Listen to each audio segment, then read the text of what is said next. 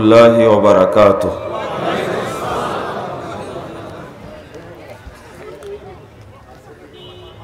إن الحمد لله نحمده ونستعينه من يهده الله فلا مضل له ومن يضلل فلا هادي له وأشهد أن لا إله إلا الله وحده لا شريك له وأشهد أن محمدا عبده ورسوله. أما بعد فأعوذ بالله من الشيطان الرجيم. قل هل ننبئكم بالأخسرين أعمالا الذين ضل سعيهم في الحياة الدنيا وهم يحسبون أنهم يحسنون صنعا أولئك الذين كفروا بآيات ربهم ولقائه فحبطت أعمالهم فلا نقيم لهم القيامة وزنا.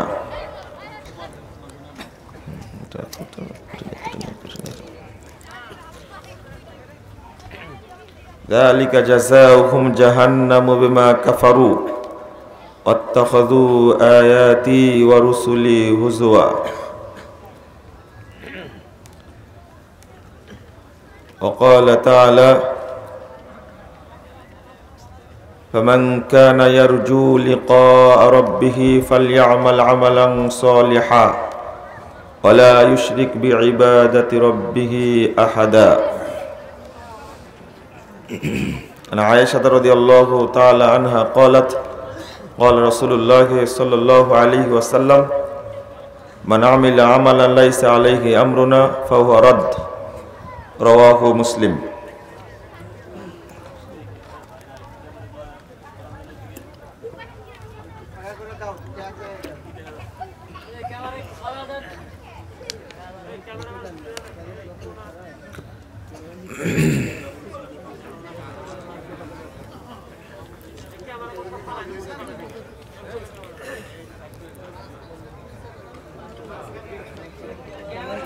কাকরান পূর্বপাড়া যুব সমাজের উদ্যোগে আয়োজিত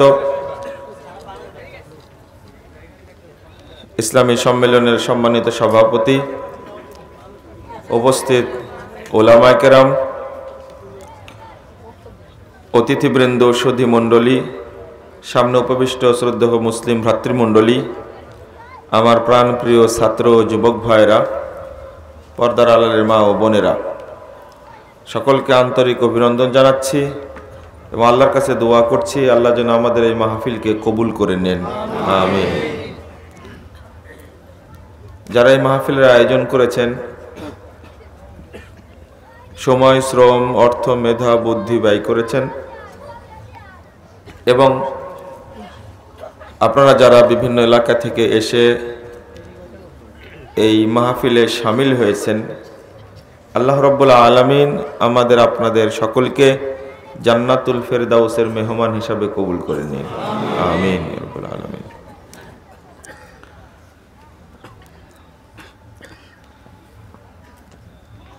আজকে আপনাদের সামনে যে আলোচনাটা করব, নিজের আমল পরিশুদ্ধ করুন।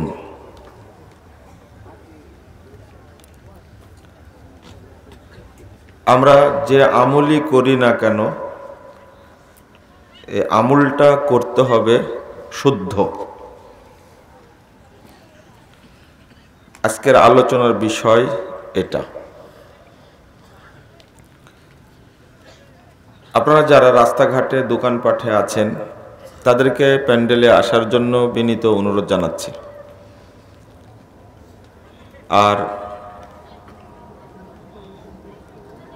দয়া করে কেউ দাঁড়িয়ে থাকবেন না, বসে আলোচনা শুনবেন, এটা একটা আদব। গতদিনে কোথায় যেন বললাম যেন আলোচনায়, মনে আছে? আর এই বাচ্চাগুলো একটু ওদেরকে ধরে নিয়ে এসে বসাতে হবে, না হলে একটু দূরে সরাই দিতে হবে। এই ছেলেরা দেখো তো, ওরা আরেকটা প্রোগ্রাম করছে ওই পাশে, ওদের একটু থামাতে হবে। যার আলোচনা আলহামদুলিল্লাহ বসে থেকে শুনছেন, তাদেরকে আলোচনার বোঝার সুযোগ দিতে হবে। গতদিনে এই পার্শ্বে এক মসজিদে খুতবা দিয়েছি, গত শুক্রবারে তো মনে হয়, হ্যাঁ গত শুক্রবারে, জি। ওখানে একটা পরীক্ষা দিয়ে আসছিলাম, 1 সপ্তাহ টাইম দিয়েছিলাম। ওটা কিন্তু আমার ঠিকই মনে আছে, আপনারা হয়তো ভুলে গেছেন। তো ওইটাও এক সময় একটা পর্যায়ে আসবে, সেটাও আপনাদের কাছ থেকে পরীক্ষাটা নেব ইনশাআল্লাহ, আল্লাহ যদি স্মরণ রাখেন। আলোচনা শুনে বুঝে আমল করবেন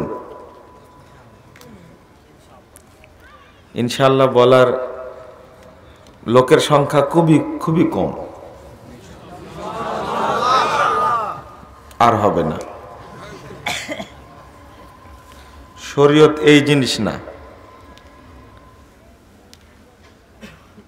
শরীয়ত খুব পাওয়ারফুল। এখন যদি বলে যে আরেকটু আস্তে বলেন, তো আরো জোরে বলবেন তো, তাই না? না, আর একবার বললে আরো জোরে বলবেন। এখন গলা ফাটায় বললে কোনো লাভ হবে না। ওই শুরুতে যেটা বলেছেন 2-1 জন, ওটাই আসল, ওটা জোর করে বের হয়নি, কি এমনি বের হয়েছে। এটাই শরীয়ত। শরীয়তের একটা পাওয়ার আছে, মাপ আছে, একটা দাম আছে। কি দাম আছে শরীয়তের? আপনি জান্নাতে যাবেন, বেদামি জিনিস, হালকা জিনিস খেয়ে শরীর বেশি দিন টিকে না। তারপরে জান্নাতে যাবেন, কোন আমল নিয়ে যাবেন? তা আপনার গলার মধ্যে হাত দিয়ে টেনে যদি ইনশাল্লাহ বের করার দরকার হয়, তাহলে জান্নাতে যাওয়ার দরকার নাই আপনার। আমি বললাম যে আর হবে না কেন, একটা বক্তব্য আছে, আপনি শুনবেন যে ইমানের পাওয়ার। কি ইমানের পাওয়ার? শিরোনামই আছে একটা বক্তব্য, ইমানের পাওয়ার। আপনার পাওয়ারই নেই। প্রথম বলি বক্তব্যে, ইমানই নাই তো পাওয়ার কই থেকে থাকবে? কি নাই? ইমানই নাই তো পাওয়ার থাকবে কোথায় থেকে? ইমান থাকলে তারপরে প্রশ্ন আসবে পাওয়ার আছে কিনা। এলাকায় বিদ্যুতের লাইনই নাই, তে পাওয়ার আছে কিনা, ভোল্টেজ কেমন, কত ভোল্টেজ, এটা কি হিসাব করবে কেউ? হিসাব করবে পাগল ছাগল যারা, তারা। আশ্চর্য, বিদ্যুতের লাইনই নাই, কত ভোল্টেজ তার লাগানো আছে এটা দেখো আগে, এটাকে বলবে কেউ? না, কেউ বলবে না। তো ইমানই নাই, তাহলে পাওয়ার নিয়ে হিসাব করার দরকার আছে? এর আরেকটা স্তর হলো স্বাদ। কি স্বাদ? স্বাদ পেয়েছেন কোনদিন ইমানের? কেউ পেয়েছেন? মাশাআল্লাহ, আলহামদুলিল্লাহ। তাও তো 2-1 জন বললেন যে পেয়েছেন স্বাদ, আলহামদুলিল্লাহ। এটা অন্তর থেকে আসা খুব কঠিন জিনিস। ইমানের স্বাদ অন্য জিনিস। রাসূলুল্লাহ সাল্লাল্লাহু আলাইহি ওয়াসাল্লাম নিজেই স্বাদের কথা বলেছেন, ইমানের স্বাদ। সহিহ মুসলিম 27 নম্বর হাদিসটা খুলে দেখবেন আপনি, কিতাবুল ইমানের 27 নম্বর হাদিসটা খুলে দেখবেন যে স্বাদ কি জিনিস ইমানের।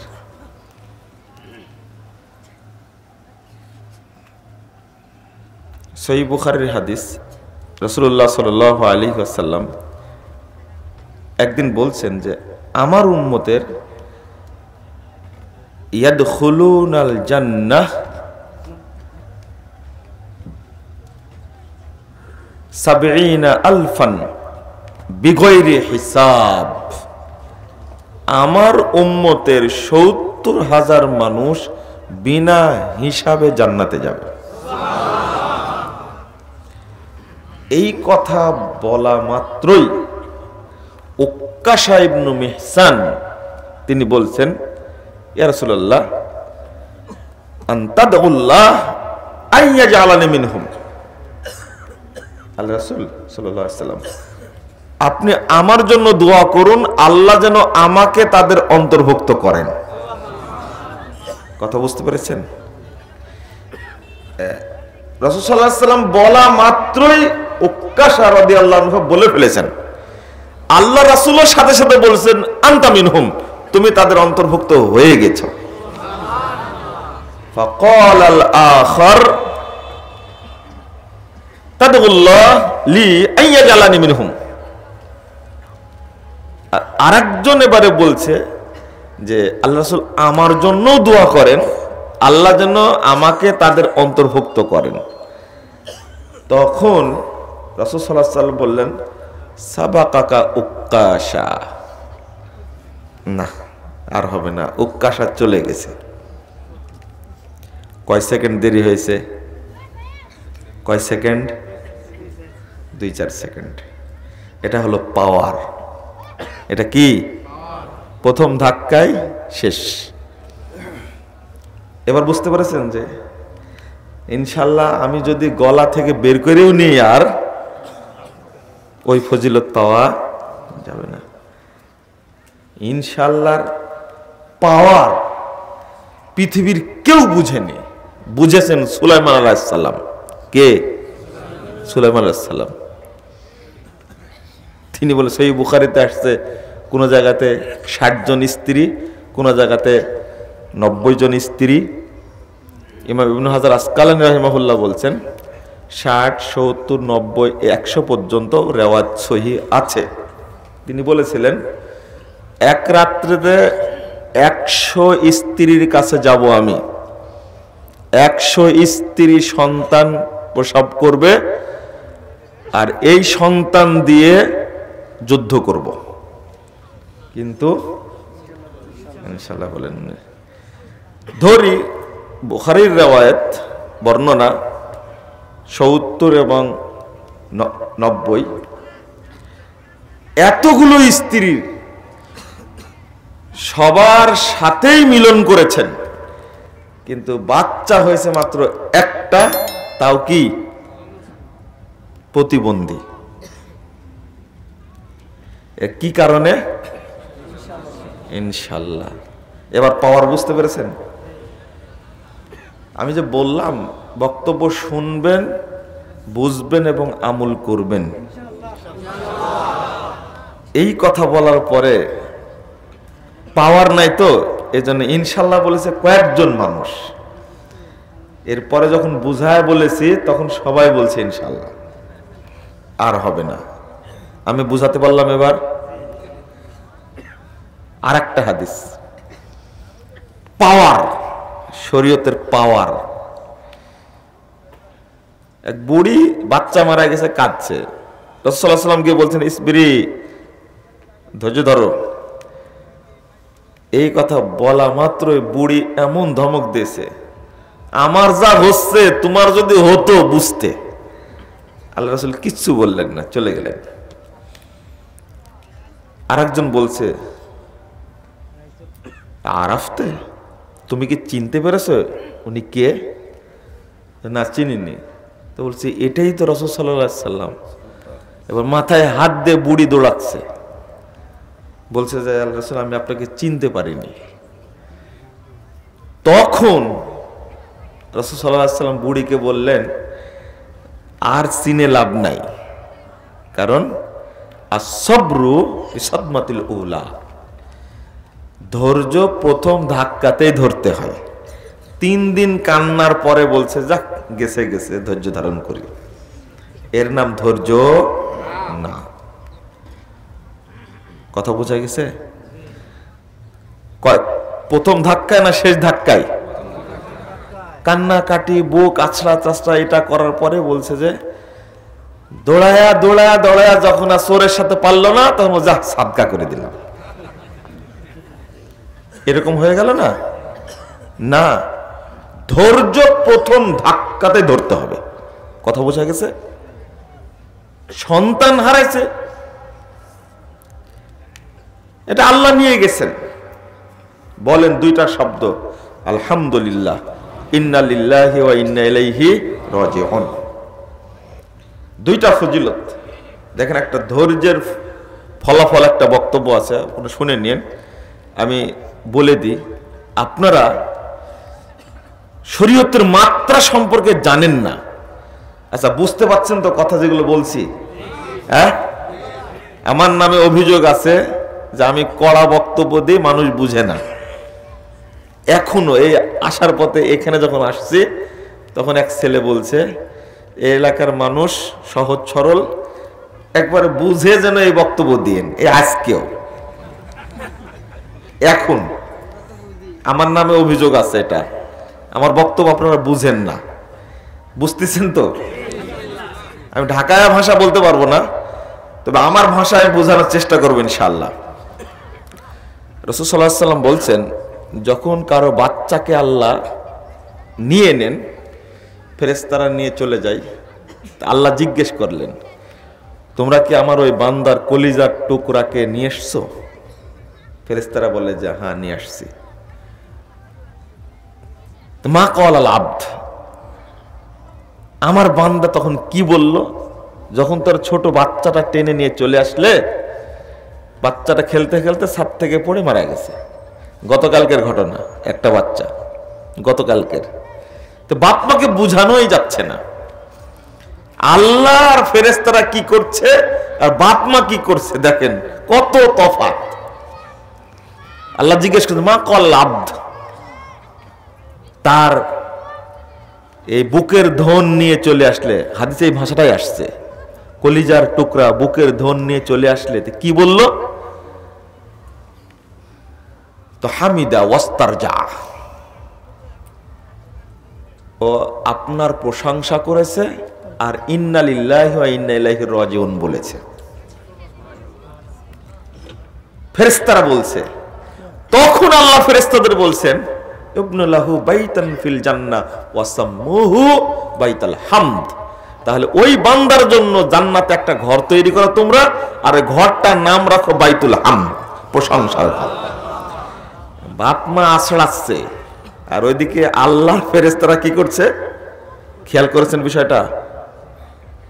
উফ, আর একটা হাদিস, এটা মুস্তাদ আহমদের হাদিস, সহিহ ইবনে হিব্বান এবং তাবরানী আওসাতের আরেকটা হাদিস এসেছে। এটা মুস্তাদ ইবনে হিব্বানের মধ্যে, সহিহ ইবনে হিব্বানের মধ্যে এসেছে। রাসূল সাল্লাল্লাহু আলাইহি ওয়াসাল্লাম বলছেন, যে মেয়েটার বাচ্চা পড়ে যায় 3 মাস 4 মাস 2 মাস এর মাথায় বাচ্চা পড়ে যায় না? 4 মাস পরে তো পড়ে যায়, 6 মাস পরের মাথাও পড়ে যায়।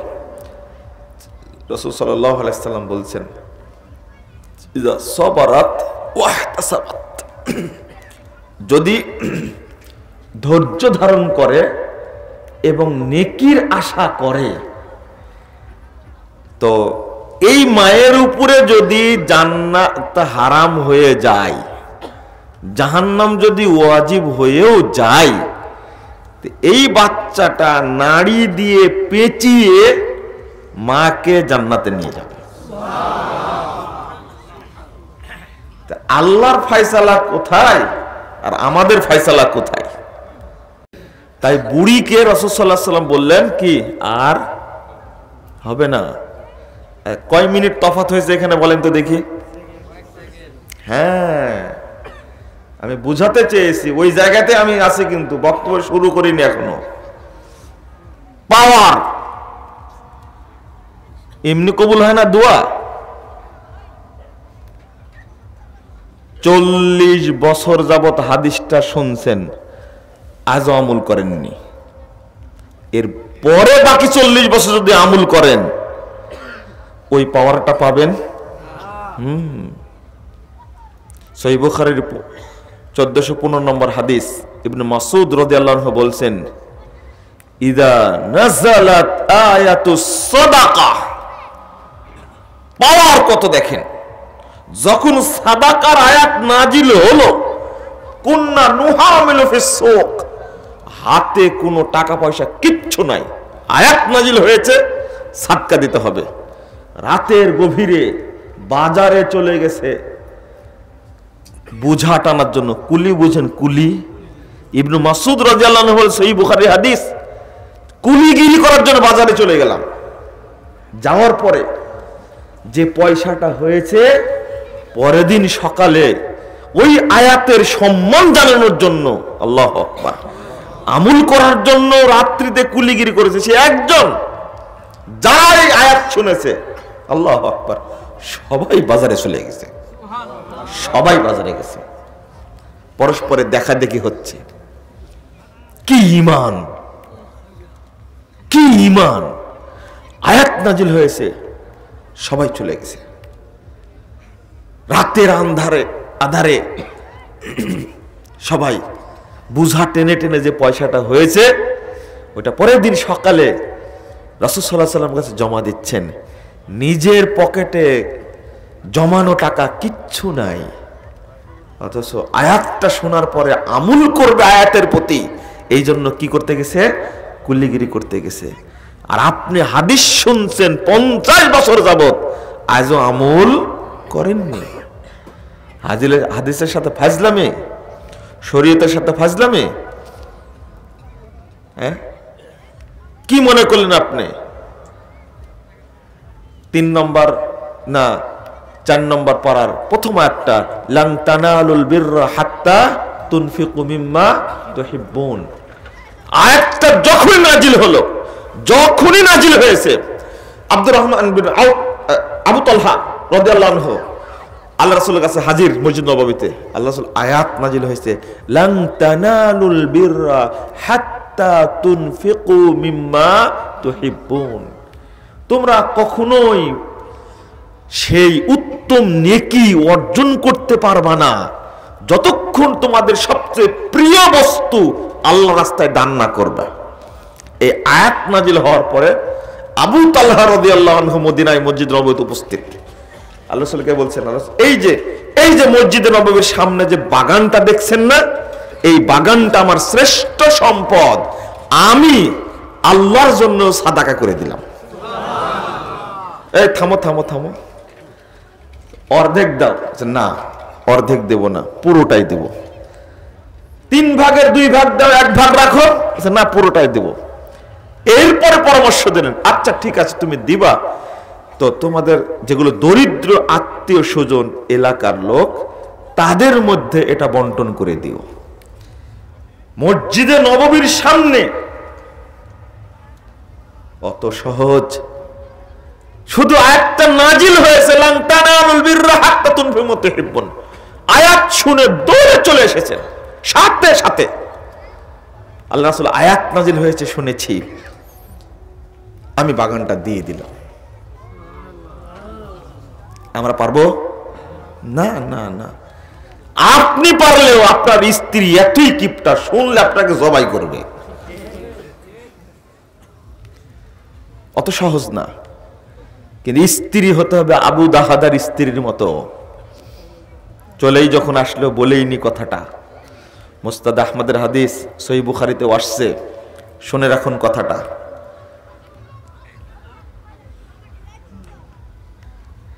নগদ যেটা, সেটা আমরা পেতে চাই না, এত দেরি করলে হবে। বুঝতে পারেননি? শরীয়তের পাওয়ার বলছি আপনাকে। কি আবু তালহা জান্নাতি না? আব্দুর রহমান বিন আওফ জান্নাতি না? কেন জান্নাতি হয়েছেন? সাহাবী তো আরো ছিলেন। সাহাবী কি আরো ছিলেন? সিদ্দিক একমাত্র কে? কেন? কেন? এক ধাক্কায় কঠিন পরীক্ষা। এটা কি সম্ভব? চিন্তা করা যায়, ভাবা যায়। মুস্তাদরাক হাকিমের হাদিস 4407 নম্বর হাদিস, রাসূল সাল্লাল্লাহু আলাইহি সাল্লাম, এটা কি পশ্চিম মনে হয় নাকি? এটা পশ্চিম, তাই না? রাসূল সাল্লাল্লাহু আলাইহি ওয়াসাল্লাম যখন এই মক্কা থেকে বাইতুল মাকদিস গেলেন, সেখান থেকে প্রথম আসমান, দ্বিতীয় আসমান, জান্নাত জাহান্নাম দেখে আল্লাহর সাথে কথাবার্তা বলে চলে আসলেন। ওই রাত্রি এসে বলছে যে আমি এগুলো দেখে আসলাম। এখন কাফের মুশরিক আর মুনাফিকরা বলছে এবার কাজ হয়েছে, থাম, এবার তোকে সাইজ করতে পারছি। কারণ এই কথা কেউ বিশ্বাস করবে না। তখন শোনার পরে এই কাফের মুশরিক মুনাফিকরা দৌড় দিয়ে চলে গেছে আবু বকর রাদিয়াল্লাহু আনহুর বাড়িতে। আবু বকর রাদিয়াল্লাহু আনহু এই সংবাদ শুনেননি রাসূলের কাছ থেকে। কথা বুঝতে পেরেছেন? রাসূলের কাছ থেকে শুনেননি। এটা অবিশ্বাস্য। কোথায় মক্কা আর কোথায় বাইতুল মাকদিস? আল্লাহু আকবার। এখানে আর বাইতুল মাকদিস থেকে প্রথম আসমান, প্রথম আসমান থেকে দ্বিতীয় আসমান, এর এইভাবে সপ্তম আসমান পর্যন্ত, তারপরে আরো উপরে আল্লাহ রাব্বুল আলামিনের সাথে কথা বলে চলে আসলেন, জান্নাত জাহান্নাম দেখলেন। এত টাইমে ওই রাত্রি ফিরত এসেছেন। এই বিশ্বাস করা কি সহজ? সবাই গেছে। যার পরে আবু বকর ঘটনা ঘটে গেছে। কি ঘটনা? এই ঘটনা। তখন বলছেন যে মান আখবারা, তোমাদেরকে এই খবরটা কে দিয়েছে? তখন মোহাম্মদ দিয়েছে এই খবর। তখন আবু বকর রাদিয়াল্লাহু আনহু বলছেন ওয়া ইন কানা ক্বালা যালিকা মুহাম্মাদুন লাকাদ সাদাকা, যদি এই সংবাদ মুহাম্মদ দিয়ে থাকে তাহলে অবশ্যই তিনি সত্য কথা বলেছেন। এক ধমক তারা। আও তুসাদ্দিকুহু আন্নাহু যাহাবা আল-লাইলা ওয়া ইয়ারজিউ ক্বাবলা আন ইয়াসবাহ, তুমি কি বেকুব নাকি? তুমি কি বিশ্বাস করো যে এক রাতে বাইতুল মাকদিসে গেছে, ওই রাতে আবার ফেরত আসছে? বিশ্বাস করো? আবু বকর রাদিয়াল্লাহু আনহু আরো ঠান্ডা মাথায় বলছেন ওয়াইন কানা আজাবু মিন বাদ লা উসাদ্দিকুহু ফাইন্নাহু ইয়াতি খাবারুস সামাই গুদওয়াতান ওয়া রাওহাতান। আরে বলো কি, মুহাম্মদ সাল্লাল্লাহু আলাইহি ওয়াসাল্লাম যদি এর চেয়ে অনেক দূরবর্তী খবর দেয়, আমি আবু বকর সেটাকেও বিশ্বাস করি। কারণ আল্লাহর পক্ষ থেকে তার কাছে সকাল সন্ধ্যায় ওহী নাজিল হয়। ফাসুম্মিয়া বিযালিকা as-সিদ্দীক, এই বিশ্বাসটা করার কারণে নাম কি হলো? সিদ্দীক। সাহাবী তো আরো ছিলেন, তিনি শুধু সিদ্দীক কেন? এক ধাক্কায় বিশ্বাস। তিনি গবেষণা করেছেন। আচ্ছা ঠিক আছে, খালি জিজ্ঞেস করলেন মান আখবারা, তোমাদের সংবাদটা কে দিয়েছে? আল্লাহু আকবার। শুধু এতটুকু। তাহলে সংবাদটা কোন মুসলিমের কাছ থেকে শুনেননি। কার কাছ থেকে শুনেছেন? কাফের মুশরিকদের কাছ থেকে শুনেছেন। শুধু জিজ্ঞেস করলেন মান আখবারা, তোমাদের বললো কে? তো মুহাম্মদ বলেছে। সাথে সাথে কোনো চিন্তা নাই, যাচাই নাই, বাছাই নাই, হিসাব নাই, নিকাশ নাই। ওয়াইন কানা ক্বালা যালিকা মুহাম্মদ লাকাদ সাদাকা, যদি মুহাম্মদ বলে থাকে অবশ্যই সত্য বলেছেন। আপনারা যদি হতেন কত সহজ। তাই বিড়িখোরদের বলি, তোরা বিড়ি ছাড়বি এত সহজে? কত হাদিস বললাম, এরপরে তুই ছাড়িস না। কিন্তু সাহাবীদের ঈমান কেমন ছিল? 5117 নম্বর হাদিস সহিহ মুসলিমের মধ্যে এসেছে। খাইবারের যুদ্ধে অনেকদিন যুদ্ধ করার পরে জয়লাভ করেছে। কি করেছে? জয়লাভ করেছে। জয়লাভ করে আল্লাহু আকবার আনন্দে অনেকগুলো গাধা গনিমত পেয়েছে। কি? গাধা গাধা গনিমত পেয়েছে। আমি খাইবার দেখতে গিয়ে আলহামদুলিল্লাহ দুইটা আশা করেছিলাম, দুইটা আশা আল্লাহ আমার পূরণ করেছে। খুব আশ্চর্য লাগে। এই গাধার গল্প কতই না হাদিসে পড়লাম। খাইবার যেদিন দেখতে গেছি, আল্লাহর রহমতে ওই খাইবারের মাঠে 4 গাধার সাথে সাক্ষাৎ হয়েছে। 4 গাধার সাথে। এই জায়গাতে গাধা পাওয়া গেল, সেই বলছি 1450 বছর পূর্বের কথা। আর আজকে খাইবার দেখতে এসে গাধা পেয়ে গেলাম এখানে, সেই গাধার গল্প। সহিহ মুসলিমের হাদিস, বুখারীতে এসেছে। ঠিক সহিহ বুখারী পড়াতে গিয়ে বলছিলাম যে তোমাদের বুঝাতে পারবো না, আমি 2011 সালে আমি বুঝাতে পারবো না তোমাদেরকে। ওই টাইমে গাড়ি সওরের উপরে যেখানে আবু বকর, ওমর, রাসূল সাল্লাল্লাহু আলাইহি ওয়াসাল্লাম, আবু বকর রাদিয়াল্লাহু আনহু লুকিয়েছিলেন, ওই জায়গাতে পাহাড়ের চূড়ায় রাখাল কেমনে বকরি নিয়ে গেল এটা বুঝাতে পারবো না, তবে ঈমান আনলাম। আমি তখনও মক্কা মদিনায় যাইনি। 13 সালে হজ করতে গিয়ে আমার এক দিনী ভাই, নরসিংদী বাড়ি, জেদ্দায় থাকে, মনির ভাই, তিনি নিয়ে গেলেন আমাকে, চলেন গারে সওরটা দেখা আসি। দেখতে যে দাঁড়ায় আছি, ওই যে পাহাড়ের উপরে এই সাদা আর কালো ছাগল চড়ছে। আমি বলছি ওখানে ছাগল গেল কি করে? তো যে চড়তে চড়তে চলে গেছে, এত দূরে গেছে। তখন আলহামদুলিল্লাহ পড়েছে, আল্লাহ আমার মনে যে একটা মানে কি ছিল, ঘাটতি ছিল, যে ওই টাইমে এই পাহাড়ের উপরে কেমনে ছাগল গেল। কেন হাদিসটা শুনেননি? রাসূল সাল্লাল্লাহু আলাইহি ওয়াসাল্লামকে রেখে আবু বকর বাইরে আসলেন, ক্ষুধা লেগেছে, দেখলো একটা ছাগলকে। তো তোমার ছাগলের দুধ আছে? হ্যাঁ দুধ আছে। তো ওলানটা তুমি একটু পরিষ্কার করো, একটু দুধ নেই? হ্যাঁ তুমি নাও। দুধ নেওয়ার পরে রাসূল সাল্লাল্লাহু আলাইহি ওয়াসাল্লামের কাছে নিয়ে আসলেন, একটু পানি মিক্স করে। এ দেখেন দুধে পানি দিয়ে খেতে হয়, এটা সুন্নাত। নিয়ে এসে আল্লাহ রাসূলকে দিলেন, আল্লাহ রাসূল পরিতৃপ্ত সহকারে খেলেন। হাদিস পড়াতে গিয়ে ছাত্রদের ব্যাখ্যা দিতে পারতাম না যে ওই যুগে এই পালানোর সময়ে ওখানে ছাগল পেলেন কোথায় আর রাখাল পেলেন কোথায়? সে পাহাড়টাকে যাতা বড় পাহাড়, গারে হীরা, সেখানে উঠতে উঠতে উঠতে আমাদের সময় লাগলো সম্ভবত 35 মিনিটের মতো। তার চেয়েও বেশি উঁচু হলো গারে সওর। আল্লাহু আকবার। ওখানে বকরি কোথায়? কিন্তু ওই যে মনে যে একটা কি ছিল, বাসনা ছিল, কেমনে বকরি যায়। 13 সালে ওই জায়গাতে, এই 1450 বছর পরেও ওই জায়গাতে দেখছি বকরি চড়ছে এখন। এটা হলো হাদিসের বাস্তবায়ন। আমার অন্তরটা ভরে গেছে দুইটা জিনিস দেখে, আলহামদুলিল্লাহ। এজন্য শুকরিয়া আদায় করি আল্লাহ, এই যে হাদিসের বাস্তবতা কিয়ামত পর্যন্ত এইভাবেই থাকবে, এটাই হলো দলিল। তো যেটা বলছিলাম, রাসূল সাল্লাল্লাহু আলাইহি সাল্লাম ঘোষণা দিলেন, আনন্দে সবাই গাধা জবাই করে রান্না করে খাওয়া শুরু করবে। সেন্ট বের হয়েছে, গাধার গোস্তের কি সেন্ট বের হয়েছে, গোস্তের সেন্ট বের হয়েছে। রাসূল সাল্লাল্লাহু আলাইহি সাল্লাম বলছেন, কিসের সেন্ট এটা?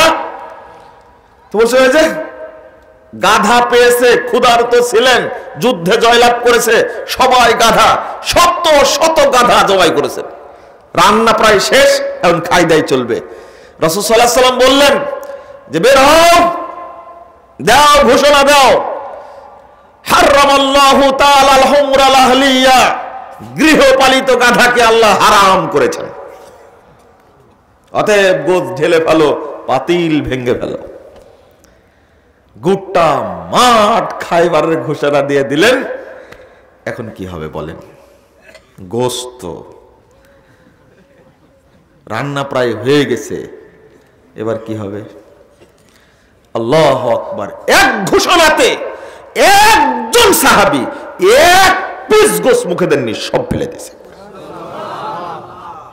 এইটা হলো ঈমান, এক পিস না। আপনারা পারবেন? 70 বছর যাবৎ বক্তব্য শুনছেন বিড়ি হারাম, তাও এখনো মারেন আপনি, আর গোশত ছাড়বেন আপনি? অত সহজ? ওই ঈমান আপনার মধ্যে আছে? বিড়ি 2 টাকা দামের জিনিস রে, ছাড়তে পারে না, খেয়ে শুষে শুষে পাছাটা ফেলে দেন, যেটা পাছা খাওয়া যায় না। এই জিনিস ছাড়তে পারেন না, আর গোশত ছাড়বেন আপনি? সেই মুমিন আপনি? কত এত জঘন্য পরিণাম এই বিড়ি, তামাক, জর্দা, গুল, আলাপাতা। হুজুর এক বদ বলে যে আপনি কি জানেন, আপনি আমাকে বলছে আপনি কি জানেন এই গুলের বিরুদ্ধে, জর্দার বিরুদ্ধে কথা বলে, আপনি কি জানেন এর ফজিলত জানেন? এর ফজিলত কি? গুল মুখে দিয়ে যদি কেরাত শুরু করি তাহলে কেরাত মধুর মতো হয়। আরে ব্যাকম তোর মধুর মতো হলে আপনি তো ওযুই নাই।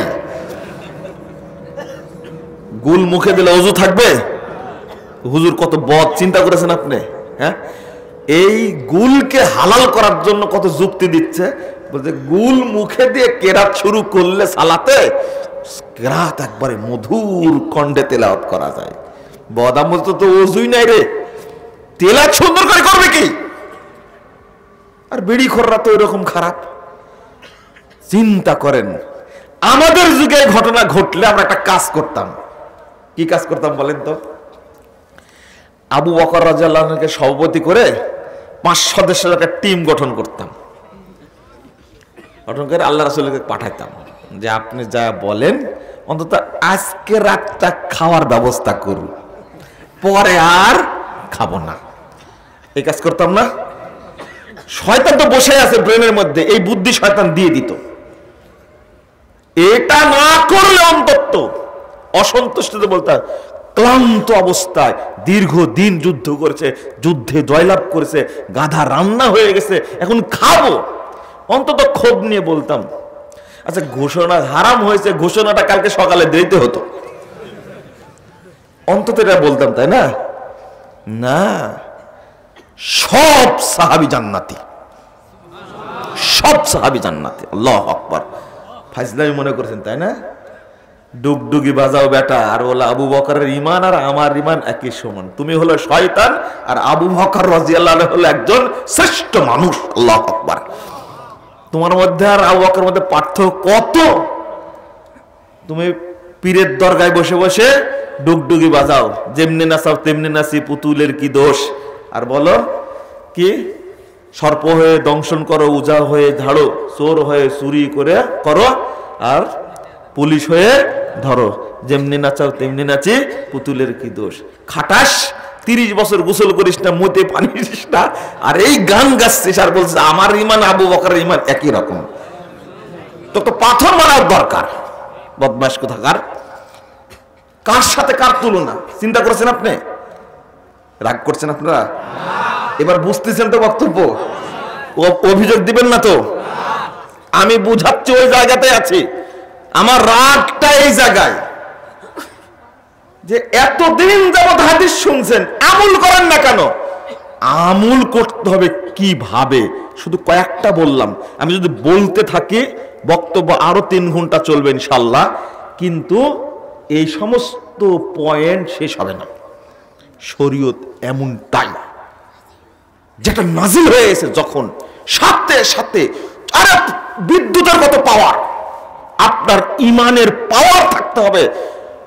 হাদিস শুনে না বক্তব্য আজকার হচ্ছে না।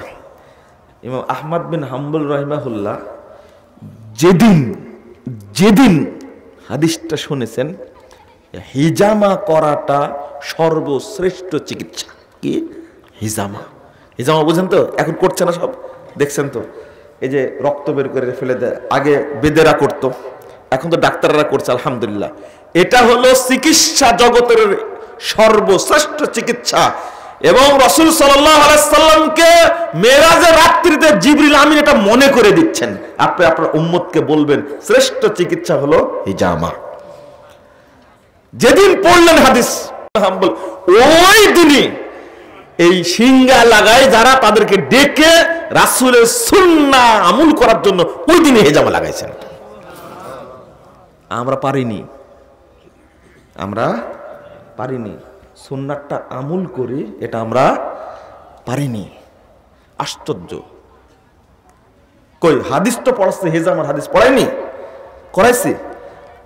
আমি হাদিসে এই হেজামা করালাম, আমার ঈমান দেখেন কত পাকা ঈমান। কতদিন থেকে হাদিস পড়াচ্ছি, হিজামা করলাম মনে গতবার।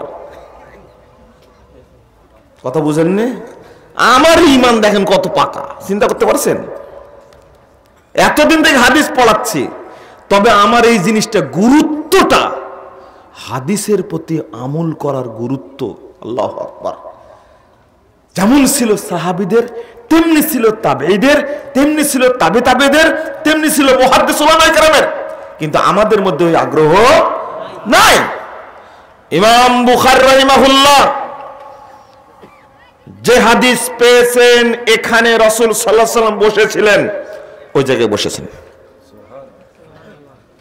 রাসূল সাল্লাল্লাহু আলাইহি ওয়াসাল্লাম এই জায়গায় দাঁড়িয়েছিলেন, ওই জায়গায় দাঁড়িয়েছিলেন। রাসূল সাল্লাল্লাহু আলাইহি ওয়াসাল্লাম এই জায়গায় ঘুমিয়েছিলেন, ইমাম বুখারী ওই জায়গায় ঘুমাইছেন। হাদিসের আমল দেখেন। এটা হলো একজন মুহাদ্দিসের কথা বললাম।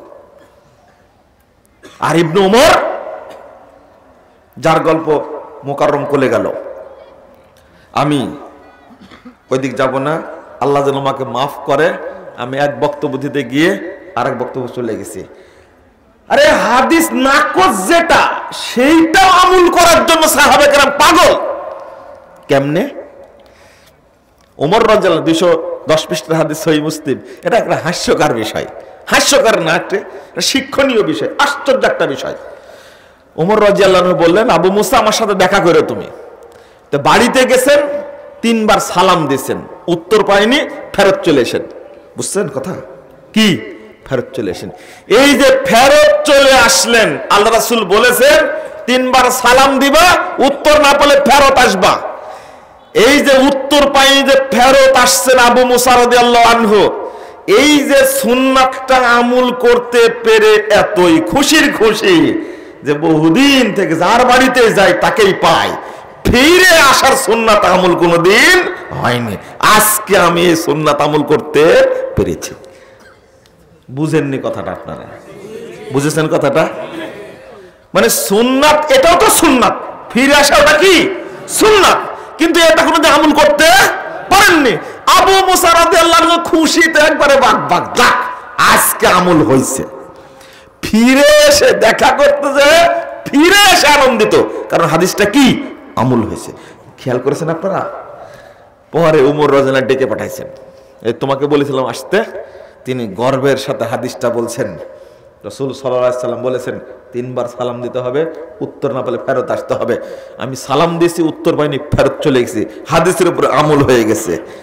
এবার উমর রাদিয়াল্লাহু আনহু বলছেন, আকিম আলাইহি বাইয়িনা আওলা উদিয়ান্না দহরাকা বাতনাক, দলিল দাও, না হলে পিটায় তোমাকে মেরে ফেলে দেব। উল্টা খুশিতে বাক হাদিসটা আমল হয়েছে। হাদিস আমল করতে পেরে সাহাবীরা কত আনন্দিত হতেন, কথা বুঝতে পেরেছেন? আর আমরা হাদিস পড়ছি, শুনছি 70 বছর যাবত, কোথায় ঈমান? ঘোড়ার ডিম আছে, ঘোড়ার ডিম। ওই ঈমানও ওই রকমই, খালি বলেন কিন্তু নেই। হ্যাঁ, ওই পরীক্ষা এবার চলে আসলো। হাদিস কোথায় যাবেন আপনি? মুসা ইবনে সাইবার হাদিস শুরুতে এসেছে 40 নম্বর হাদিস। ইয়াতি আলান নাসে জামান, মানুষের উপর একটা যুগ আসবে, ইয়াসতামিউনা ওয়া ইউসাল্লুনা ফিল মাসাজিদ। ওই যুগে মানুষ মসজিদে জমা হবে, সালাত আদায় করবে, ইলাল মাসাজিদ, সব মসজিদে মুসল্লিতে ভর্তি থাকবে, লাইসা ফীহিম মুমিন, কিন্তু ওর মধ্যে একজন মুমিন থাকবে না। এবার পরীক্ষা দিয়ে গেছিলাম গত সপ্তাহে, এবার উত্তর দেন। কে কে বিশ্লেষণ করেছেন আমার মধ্যে ঈমান আছে? কে কে বিশ্লেষণ করেছেন? সাহাবীরাই সন্দেহ করতেন যে আমি মুমিন কিনা, আর আপনি তো বলছেন মুমিন তো হইছি, জান্নাতে সার্টিফিকেট পেয়ে গেছি। মানে পীর সাহেব শয়তান সার্টিফিকেট দিয়ে দিছে, জাহাজ নিয়ে থাকবো, জাহাজে চড়বি, জান্নাতে চলে যাবে। তোরা শয়তান কোথাকার। নবী রাসূল তারাই টেনশনে থাকবেন কিয়ামতের মাঠে, আর শয়তান 50 বছর গোসল করেনি, পেশাব করে পানি না, পায়খানা করে পানি না, ওই শয়তান বলে যে আমার যারা মুরিদ হবে সবাই জান্নাতে যাবে। মাস ঈমান কয়? এই হাদিসটা পরীক্ষা, জটিল সমীকরণ, জটিল পরীক্ষা। আপনাকে ভাবতে হবে, আশ্চর্য এত বড় কথা। সব মসজিদে ভর্তি থাকবে মুসল্লিতে, কিন্তু একজনও মুমিন থাকবে না। তাহলে আমি মুমিন কিনা? আমি কি মুমিন, আমার কি ঈমান আছে, একটু খোঁজ নিতে হবে না? দুইটা জিনিস খোঁজ নেওয়ার কথা বলেছি। একটা হলো ঈমান ঠিক আছে কিনা, 2 নম্বর হলো সালাত ঠিক আছে কিনা। আপনি ভাববেন ওই যুগটাই চলছে এখন। কই ঈমানদার? হাদিসের সাথে মুনাফিকি করলে ঈমান থাকে? তাহলে সব তো মুনাফিক। মুসলিম কোথায়? এবারে টাটকা নগদ তাজা মুনাফিক ঘুরে বেড়াচ্ছে সব। বেটা মুখে লা ইলাহা ইল্লাল্লাহ বলে, মাজারেও দান করে, মসজিদে দান করে, এ কি মুনাফিক না? হ্যাঁ, আরে দান হবে একমাত্র আল্লাহর রাস্তে। তুমি মাজারেও দিচ্ছ, মাজারে সেজদা করছো, মসজিদে সেজদা করছো, তুমি তো টাটকা মুনাফিক, একবারে তাজা মুনাফিক একটা। আর বলছে আমরা 92% মুসলমান বাংলাদেশে, আমি তো পাই না। তুমি মক্কাতে যাও, মন্দিরে যাও, তোমার কি ঈমান আছে? ঈদুল ফিতরের শুভেচ্ছা জানাও, দুর্গা পূজাতে শুভেচ্ছা জানাও, তুমি কি এগুলো বলাটা অন্যায়? আরে ঈমান রক্ষার স্বার্থে বলাটা ফরজ। আপনি কোথায় যাবেন? মুমিন কই? এমনি বলেছেন, কিন্তু ঠিকই দাঁড়িয়ে আছে, ঠিকই মাথায় টুপি আছে, ঠিকই জুব্বা আছে, মসজিদেও আসে, নামাজও 5 ওয়াক্ত পড়ে। দুনিয়ার খাটাস দুর্নীতি করতে করতে করতে, হারাম খেতে খেতে খেতে ওর শরীর পচে নষ্ট হয়ে গেছে। হাজার হাজার কোটি টাকা দুর্নীতি করেছে, এফডিআর করে রাখছে হাজার হাজার কোটি টাকা। ও টাকা রাখার জায়গা নাই, তাই এফডিআর করে, তাই না? বুঝেননি কথা? ও টাকা রাখার জায়গা নাই, তাই শেয়ার বাজারে খাটাই, তাই না? কিন্তু এই বদমাস কোনদিন যাকাত দেয় না।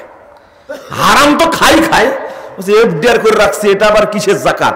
ডিপিএস করে রাখছি, এটা আবার কিসের যাকাত? সঞ্চয়পত্র করে রাখছি, এটা আবার কিসের যাকাত? খাটাস কোথাকাটা যাকাত না মানে? তুই সব জানিস না, জানিস না কেন? তুই পয়সা যাকাত দিতেই হবে।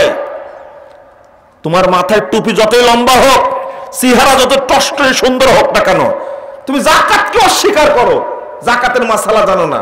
আবার বলে এতই বদের বদ, বলে যে 9 কোটি টাকা আমার ব্যাংকে আছে, 20 কোটি টাকা ঋণ আছে, আমার উপরে যাকাত ফরজ হয়নি। একে মুগর মারার দরকার না। জি বলছেন কেন? এটা আপনারাও জানেন না। জানেন আপনারা এটা? মুমিন কই?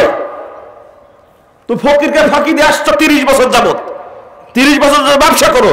তোমার একটা অজুহাত হলো আমার 9 কোটি টাকা ব্যাংকে আছে, 30 কোটি টাকা আমার কি আছে? ঋণ আছে, আমার উপরে যাকাত ফরজ হয়নি। বেকুব, ঋণের সাথে যাকাতের কোনো সম্পর্ক নাই। হ্যাঁ, তোমার ঋণ পরিশোধ করো, 9 কোটি টাকা পরিশোধ করো, তোমার উপরে ঋণ বাকিটা থাক। আরো কত কোটি? 11 কোটি টাকা তোমার উপরে ঋণ থাক, তখন বলো তোর ঋণ নাই। নিজেই বলছে আমার তো টাকা আছে 9 কোটি টাকা, 20 কোটি টাকা ঋণ আছে, আমার উপর যাকাত ফরজ হয়নি। যাকাতের সাথে ঋণের সম্পর্ক নেই। ঋণ চলমান জিনিস। তুমি 80 বছর ব্যবসা করলে তোমার ঋণ এরকমই থাকবে। তুমি জানলে না কেন এটা? ও, জাপান থেকে মাল আসলে কত টাকা লাভ হবে, চীন থেকে আসলে কত টাকা লাভ হবে, দুবাই থেকে আসলে, জার্মানি থেকে আসলে কত টাকা লাভ হবে। শয়তান, তুমি সবই জানো। যাকাতের হিসাব কষার ব্যাপারে তুমি বলো যে আমি জানি না। এটা আল্লাহ মনে হয় জানে না, তাই না? বাটপারি বাদ দাও। হাজার হাজার কোটি টাকার মালিক হয়েছে, কি হয়েছে? শরীয়ত জানো না কেন তুমি? ভুল ধরলেই বলবে ইমামের উপরে দিয়ে ভর, বিসমিল্লাহ আল্লাহু আকবার। কবরে যা, মুনকার নাকির বসে আছে, কি করে সাইজ করতে হয় করবে তোকে। তোর ইমাম হুজুর, পীর হুজুর, দরবেশ হুজুর, বুজুর্গ হুজুর তো কেউ ঠেকাবে না, কেউ ফোনও দিবে না। দিবে? ওর কবরে কেউ যাবে? একাই যাবে। তুমি সব হিসাব জানো, তুমি শুদ্ধ করনি কেন আমুলটা? বাংলাদেশের মাত্র কয়েকটা কোম্পানি যদি যাকাত দিত, বাংলাদেশে কোনো দরিদ্র মানুষ থাকতো না। সবগুলো চোর। এক চোরকে ধরা হলো, ওর চোরের এফডিআর পেল কয়শো কোটি, 300 কোটি টাকার এফডিআর করা আছে। এ কত বড় চোর বলেন তো দেখি, কত বড় চোর! চিন্তা করা যায়, ভাবা যায়। ও যাকাত দিছে জীবনে কোনোদিন? গত রমাজান এটা একবার ব্রাশ ফায়ারের মতো বিস্ফোরণ হয়ে গেছে। আমাকে কিছু কিছু লোক ফোন দিয়ে বলছে, বললেন কি আপনি? যা শরীয়ত তাই বলেছি। বলছি এই কথাটা কেউ বলেনি কোনোদিন? বলেছে অনেকে, শুনেননি আপনি। হয়তো আমি একটু চামড়া তোলা বলেছি তাই কানে ধরেছে, অন্যরা বলেছে কিন্তু চামড়া তোলার মতো করে বলেনি। আমি একটু উত্তম মাধ্যম, দুই পায়া জানোয়ার এগুলো বলে বলেছিলাম, এই জন্য হয়তো আপনার কানে লাগছে, এই জন্য আমাকে ফোন দিয়েছেন। আপনি আগে শুনেছেন মাসালা, বলছেন না কোনদিন শুনিনি। শুনেননি? বিগত 30 বছর জাকাত দেননি, 30 বছর জাকাতের হিসাব করে জাকাতকে দেন, তো ব্যবসায় তো বন্ধ হয়ে যাবে। তো হোক বন্ধ, আল্লাহকে ফাঁকি দিলেন কেন? 30 বছরের জাকাত দিতে হবে, অত সহজ না। তো ব্যবসা করছো আল্লাহর নিয়ামত, দরিদ্র না খেয়ে মরছে, আর তুমি জাকাত দিবে না? মানে এই মাল তো তোমার না। জাকাত কার হক? গরিবের হক, মিসকিনের হক। তুমি রাখবা কেন? যত মিসকিন বাংলাদেশে আছে, যত দরিদ্র বাংলাদেশে আছে, যত এতিম আছে, এই খাটাসগুলোর বিরুদ্ধে কাল কিয়ামতের মাঠে সবাই দাঁড়িয়ে যাবে, আমাদের সম্পদ ভক্ষণ করেছে। উপায় থাকবে? উপায় থাকবে না।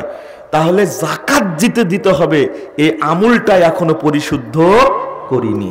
আজকের বক্তব্যের বিষয় কি ছিল? এই যে একটা বললাম, রাগ করলেন? শেষ করে দিতে থামেন না, অনেক দূর আগাইছি। এখানে আসুন এবার একটু বলিনি। আল্লাহ রাব্বুল আলামিন বলছেন, কেউ উঠবেন না, দয়া করে বক্তব্য শেষ করে দেব, কেউ উঠবেন না, একটু শুনেন কেন আলোচনায় আসছে এই জায়গায়। আপনি তো আমল করেন, কিন্তু আমলটা কি শুদ্ধ হয়? এইটা হলো আমার বক্তব্য। আমলটা হতে হবে সৎ, বিশুদ্ধ। আল্লাহ রাব্বুল আলামিন বলছেন, উল্টাটা বলি তারপর সোজাটা বলি, আমিলাতুন নাসিবা তাসলা নারান হামিয়া, সূরা গাশিয়া 3-4 নম্বর আয়াত। বহু আমলকারী আমল করতে করতে করতে ক্লান্ত হয়ে গেছে, 90 বছর বয়স হয়েছে, ক্লান্ত হয়নি? তাসলা নিক্ষিপ্ত হবে, নারান জাহান্নামে, হামিয়া প্রজ্বলিত লেলিহান শিখায় নিক্ষিপ্ত হবে। আমল করে মানুষ জান্নাতে যাবে, কিন্তু আল্লাহ কি বললেন? ভুল হয়ে গেল মনে হয় নাকি? নাউজুবিল্লাহ, আস্তাগফিরুল্লাহ। না, আল্লাহ ঠিকই বলেছেন। কোন আমল সেটা? আমিলাতুন নাসিবা, আমল করতে করতে করতে করতে ক্লান্ত হয়ে গেছে, 90 বছর বয়স হয়ে গেছে, 95 বছর বয়স হয়ে গেছে। টাঙ্গাইলে এক প্রোগ্রামে গেলাম, একজন বললেন, আমাদের কুয়েতে থাকেন ইব্রাহিম মাদানী সাহেবের বাপ, সালাম দিতে গেছেন, বললেন যে আমি ইব্রাহিমের, সরি জাকারিয়ার বাপ। জাকারিয়া মানে জাকারিয়া মাদানী তো? জি। বলছে যে আমার বয়স 94 বছর। আল্লাহু আকবার, 94 বছর? তো জি 94 বছর। তাও মুরব্বির হাতে লাঠি নাই, হেঁটে আসছে, 94 বছর বয়স। কত আমল করেছে জীবনে। আপনাদের মধ্যে অনেক আছে না 94 না থাক, 84 তো আছে, আছে না? 80 তো আছে, 70 তো আছে। তো একটা আমল করতে করতে ক্লান্ত হয়ে গেছে, কিন্তু তাসলা নারান হামিয়া। আপনি বলবেন কেমন কথা, আমল করে জাহান্নামে যাবে মানে? জি, সূরা ফুরকান 23 নম্বর আয়াত খুলুন।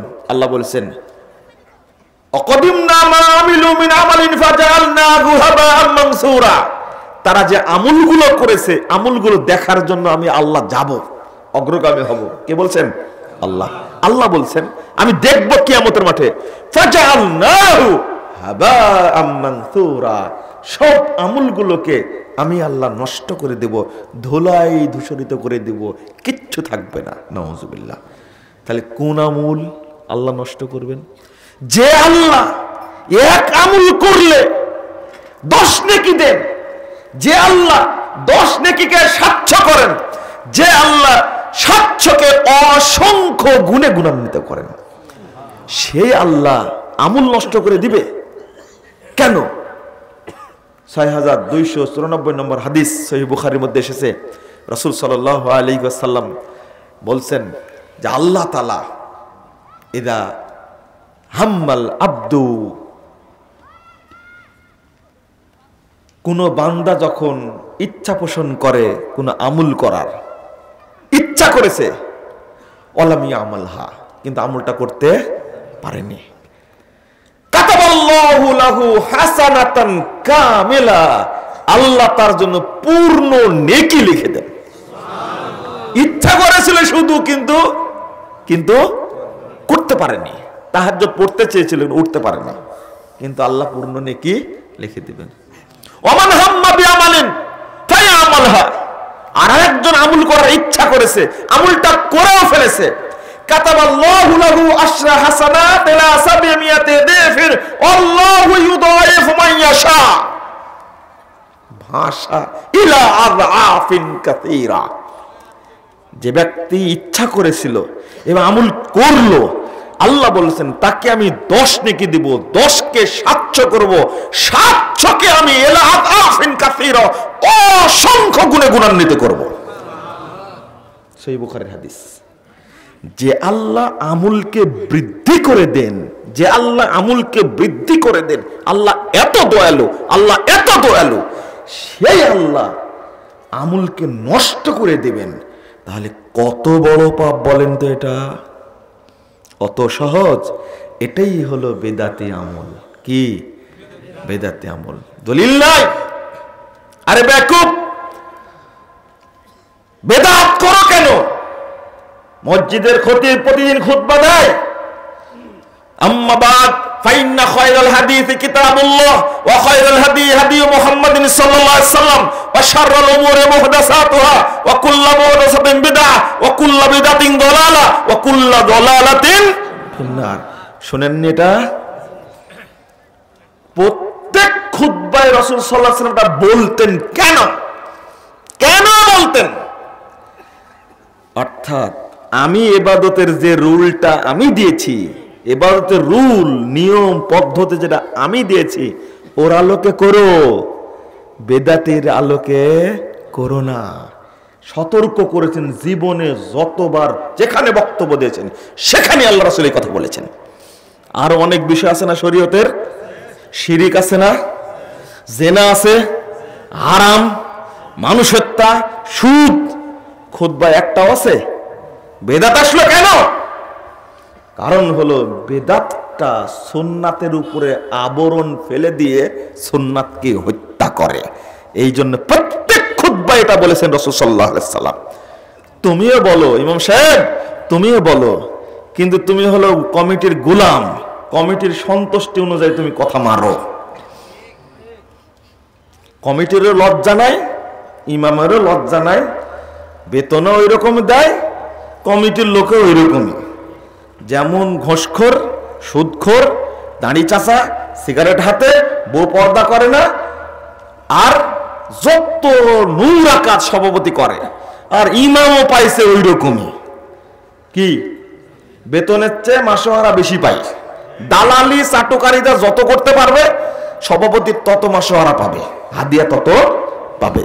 এই জন্য বাংলাদেশে আজকে মোহাম্মদপুর মসজিদে বলেছি, খুতবায় বলেছি, সবচেয়ে নিগৃহীত, অবহেলিত, সবচেয়ে তুচ্ছ তাচ্ছিল্যের পাত্র বাংলাদেশে ইমাম, মুয়াজ্জিন আর মসজিদের খাদেম। এদের কোনো দাম নাই। ইমামতি করে, সারা মাস ইমামতি করার পরে বেতন হয় 5,000 টাকা। যে সভাপতি বেতন দেয় ওই খাটাসের বেতন হলো 1.5 লাখ টাকা মাসে। ওর সন্তান মাত্র তো পরিবার পরিকল্পনা বুঝে না, ওর সন্তান 5টা। বুঝেননি? পরিবার পরিকল্পনা বুঝেন তো? ওর কয়টা সন্তান? 2টা। একটা কানাডায় পড়ে আর একটা আমেরিকায় পড়ে, আর নিজেরা বুড়া বুড়ি বাড়িতে থাকে। আর ইমাম সাহেব যে ইমামতি করছে, ও ডিউটি করছে, 5 ওয়াক্ত সালাতে ডিউটি করে। অত সহজ? 1 মাস ডিউটি করার পরে ওর বেতন কত? 5,000। মুয়াজ্জিনের বেতন 2,000, খাদেমের বেতন 500। কি ভুল বললাম? সারা বাংলাদেশে এই অবস্থা। এর পিছনে ইমামরাও দায়ী, সভাপতি মসজিদের কমিটিও দায়ী। হিসাব দিতে পারবে না। আলেমরা নিজেদের মর্যাদা রক্ষা করতে পারেনি, আর মসজিদের সভাপতি হয়েছে চোর বাটপার সন্ত্রাসী, তাই না? আপনাদের মসজিদের সভাপতি ভালো, আমি আপনাদের মসজিদ ভালো, আমি আম কথা বলছি, কেউ নিজের গায়ের উপরে নেবেন না, এটা আম কথা বলছি। যোগ্য ইমাম রাখুন। আমি মোহাম্মদপুর মসজিদের মুতাল্লির কথা বলি, তিনি শুরু করেছেন ঢাকায় প্রথমে, আজ থেকে 25 বছর আগে। 25 কেন, আজ থেকে অন্তত 30-35 বছর আগে শুরু করেছেন। 4 জুমায় 4 জন ইমাম খুতবা দেবে। মসজিদ মোহাম্মদপুর মসজিদে, বাংলাদেশের ঢাকায় মসজিদ, সাভারে মুসল্লি যায়, মাদারীপুরের মুসল্লি আসে, ব্রাহ্মণবাড়িয়ার মুসল্লি আসে, কুমিল্লার মুসল্লি আসে, টাঙ্গাইলের মুসল্লি আসে। কেন? এই ধারাটা শুরু করেছেন যোগ্য ইমাম দ্বারা খুতবা দেওয়াতে হবে। তিনি যথাযথ সম্মানী দেন, আগে থেকেই পড়াশোনা করে আসতে হবে, বিষয় বলে দিতেন। মরার আগেও আমাকে বলতে, মারা গেছেন, আল্লাহ তাকে জান্নাতুল ফেরদাউস দান করুক, আমিন। কুরআন হাদিসে যা আছে বলবা, বাকিটা যদি কেউ কিছু বলে আমি আছি, আর পিস্তল আমার সাথেই থাকে। প্রথম আমাকে বলেছেন, আল্লাহু আকবার, স্বাধীনতা দিয়েছে। মসজিদ কমিটিকে হতে হবে স্বাধীন কথা বলার সুযোগ দেওয়ার মতো। কোরআন হাদিস আছে সেটা বলবেন, সেটা আমার উপরে পড়ুক না সেক্রেটারির উপরে পড়ুক সেটা দেখার বিষয় না। এটা মসজিদ আল্লাহর ঘর। যোগ্য ইমাম ঠিক করবেন, সঠিকভাবে দলিল ভিত্তিক কথা বলবে, সমাজ সংস্কার হবে ইনশাআল্লাহ। মোহাম্মদপুর আলামিন মসজিদ শুধু মসজিদ না, এটা একটা দাওয়াতি সেন্টার সারা পৃথিবীর। আলহামদুলিল্লাহ, বাঙালিদের দাওয়াতি সেন্টার হয়ে গেছে, আলহামদুলিল্লাহ। কেন? এখানে উভয়েরই সম্মতি থাকা লাগবে। ইমামকে চাটুকারিতা, দালালি বাদ দিতে হবে, আর কমিটিকে যথাযথ সম্মান দান করতে হবে আলেমদেরকে। কথা বোঝা গেছে? টেক্কা মার্কা, দালাল মার্কা ইমাম নিয়ে আসবেন, তা আপনারা কি পাবেন তার কাছ থেকে? আমি উভয় পক্ষকে বললাম, কিন্তু এরই মাঝে কিছু লোক আলহামদুলিল্লাহ যারা হক কথা বলার কারণে বহু ইমামতি ছুটে গেছে, যায়নি? বহু ইমাম ছুটে গেছে। চলুন ওই জায়গায়। তাহলে কোন আমুলটা আল্লাহ নষ্ট করবেন? কোন আমুলটা নষ্ট করবেন? যে আল্লাহ আমুল বাড়ায় দেন, ওই আল্লাহ কিয়ামতের মাঠে আমুল নষ্ট করবেন? ইন্না লিল্লাহি ওয়া ইন্না ইলাইহি রাজিউন। কিভাবে সম্ভব এটা? জি, বেদাত জিনিসটা ঢুকলেই আমুল কি হয়ে যায়? নষ্ট হয়ে যায়, আর থাকে না। বেদাত হলো সুন্নাতের বড় শত্রু। এই জন্য প্রথম দোষ কেন খতিবদের কথা বললাম? খতিবরাই মুসল্লিদের সবচেয়ে কাছাকাছি, তাই না? 5 ওয়াক্ত মসজিদে না আসলেও জুমার দিনে কিন্তু সব মুসল্লি যায়। মদ খাক আর গাঁজা খাক, বিড়ি খাক আর তামাক খাক, সুদখোর হোক আর গাঁজাখোর হোক, জেনাকারী হোক আর যেই হোক, অন্তত জুমার দিনে যায়, তাই না? তাহলে এখানে কার ভূমিকা বেশি? খতিবের ভূমিকা বেশি, ইমামের ভূমিকা বেশি। ইমাম যদি ফ্রেশ কথা বলে, বেদাতি কথা যদি না বলে, মুসল্লিরা সুন্নাত শিখবে। যদি বেদাতি কথা বলে, সুন্নাত শিখতে পারবে না। নাম্বার 2, বাংলাদেশের উস্তাদরা যারা মাদ্রাসায় পড়ায়, তারা যদি জাল হাদিস মুক্ত, বেদাত মুক্ত কথা দ্বারা দার্স দিতেন, তাহলে এত বেদাত বাংলাদেশে থাকতো না। এখানে উস্তাদরা বড় দোষী। হাদিস পড়াতে গিয়ে কবরের কাহিনী বলে হাদিসটাকে চাপা দেয়, আর বুজুর্গের কাহিনী মানুষ বলে বেড়ায়। আরে বেটা, তুমি বুখারী পড়ে এসেছো, দেওবন্দ থেকে পড়ে এসেছো, হাটহাজারী থেকে পড়ে এসেছো বুখারী, ঘোড়ার ঘাস কাটলে তুমি। বুখারী আছে, মুসলিম আছে, আবু দাউদ, নাসাঈ, তিরমিজি, ইবনে মাজাহ, 4 শতাধিক হাদিসের গ্রন্থ আছে। তুমি হাদিস পড়ে বক্তব্য দাও? তোমার মতো আলেম, দাওয়া পাশ আলেম, দেওবন্দ থেকে পড়া আলেম, হাটহাজারী পড়া আলেম, আর তুমি ফাজাইলে আমল দেখে বক্তব্য দাও? তোমার লজ্জা শরম নাই? শরমটা কিছু নাই। তুমি কোরআনের অনুবাদ করো আর হাদিসের অনুবাদ করে সেই হাদিসগুলো বলো মানুষের সামনে। তোমার মতো দাওয়া পাশ আলেম মকসুদুল মুমিনিন নিয়ে খুতবা দেয়, ছি ছি ছি, ঠিক তোমাকে, তোর লজ্জাই নাই, তোর শরমই নাই। তোমাকে সার্টিফিকেট যে দিয়েছে ও বোকা, তুমিও বোকা। তোমার হাতে নিয়ামুল কোরআন কেন, যার মধ্যে ডাহা মিথ্যা কথা লেখা আছে? তোমার হাতে বেহেশতি যে কেন, যার মধ্যে ডাহা মিথ্যা কথা লেখা আছে সব। তুমি কোরআন হাদিস দ্বারা বক্তব্য দিবা। যদি এরা শিক্ষা দিত, খবরদার জাল হাদিস বলবা না। যদি বলতো কোন বেদাতি কথা বলবা না, দলিল ভিত্তিক কথা বলবা, ছাত্র ভাবে শিখতো, তাই না? হুজুরিতে পড়ানোর সময় বলেছে আমার উস্তাদ বলেছেন, হাদিস পড়ালো, পড়ার পর আমার উস্তাদ বলেছেন। এবার শুরু হলো, যেটা উস্তাদের কথা বললো ওইটাই স্মরণ রাখলো, আর বাকিটা কি? হাদিসটা শেষ। হাদিসটা কি? শেষ। আশ্চর্য একটা ব্যাপার। নাম্বার 3, বক্তারা যদি ভালো কথা বলতো তাহলে বাংলাদেশে বেদাতের আশ্রয় হতো না। আর আপনারা বেদাতি বক্তার ওয়াজ শোনার জন্য ব্যস্ত, তাই না? কেন যান বেদাতি বক্তার ওয়াজ শুনতে? কেন যান? হাদিসগুলো কি জানেন? এই বেদাতি আলেমরা হলো সুন্নাতের বড় শত্রু, রাসূলের শত্রু তারা, আল্লাহর শত্রু তারা। কেন তাদেরকে বলছি? তারা হাদিস পড়ার পরে গোলামি করে সুন্নাতের বিরুদ্ধে কথা বলে। ওরা জানে না? সেদিন বললাম না, পাগড়ি পরা লোক আলেম মানুষ বলে পরিচয় দেয়, সেই লোকটা যদি ফতোয়া দেয় যে ফরিদপুরের মসজিদটা হলো মসজিদে জেরার, ভেঙ্গে দিয়েছে, ঠিকই করেছে, ওকে জুতা পিটা করা উচিত। তুই মসজিদ ভাঙবা মানে? আর একজন লেখছে ওইটা মসজিদ ছিল কিনা সন্দেহ আছে, ওকে কি করার দরকার? তাহলে ওর জায়েজ, মসজিদ ভাঙা জায়েজ না, তবে মাদ্রাসা ভাঙা জায়েজ, তাই না? আর একজন আমাকে বলছে পিছন থেকে, আরে ভাই রাখেন মাদ্রাসা, রাখেন মসজিদ, আমার টয়লেটও ভাঙবে কেন? ওর বুদ্ধি আবার আর একটা, আমার টয়লেটও ভাঙবে কেন? ওর অধিকার আছে ভাঙ্গার, ও ভাঙবে কেন? তোমার কতটুকু বুদ্ধি আছে চিন্তা করতে পারছেন? কষ্ট লাগে কোথায়? কেন কড়া করে কথা বলি? অভিযোগ মুজাফফর খুব কড়া কড়া কথা বলে। এমনি বলি, তুমি চটকানি খাইছো কোনোদিন? 2 দিন ঘুরো আমার সাথে, বুঝতে পারবা কত টিকটিকি পিছনে লেগে থাকে, 24 ঘন্টা কত হয়রানি করায়। তুমি জানো এটা জামিন নেওয়ার জন্য কোর্টে ঘুরলাম কতদিন, উকিল বিরক্ত হয়ে গেছে। তুমি কয়দিন কোর্টে গেছো? তুমি তো খুব বলো, এত কড়া কড়া কথা বলে। আরে শবে বরাতের একটা মামলা করেছে, শবে বরাতটা বেদাত জঘন্য নষ্ট জিনিস শরীয়তের মধ্যে ঢুকছে, তার বিরুদ্ধে কথা বলেছি, আরো বলবো ইনশাআল্লাহ। শবে বরাতকে বাংলাদেশ থেকে উৎখাত করে ছাড়বে ইনশাআল্লাহ। রাসূলের সুন্নাতকে প্রতিষ্ঠা করার সংগ্রাম আমাদের।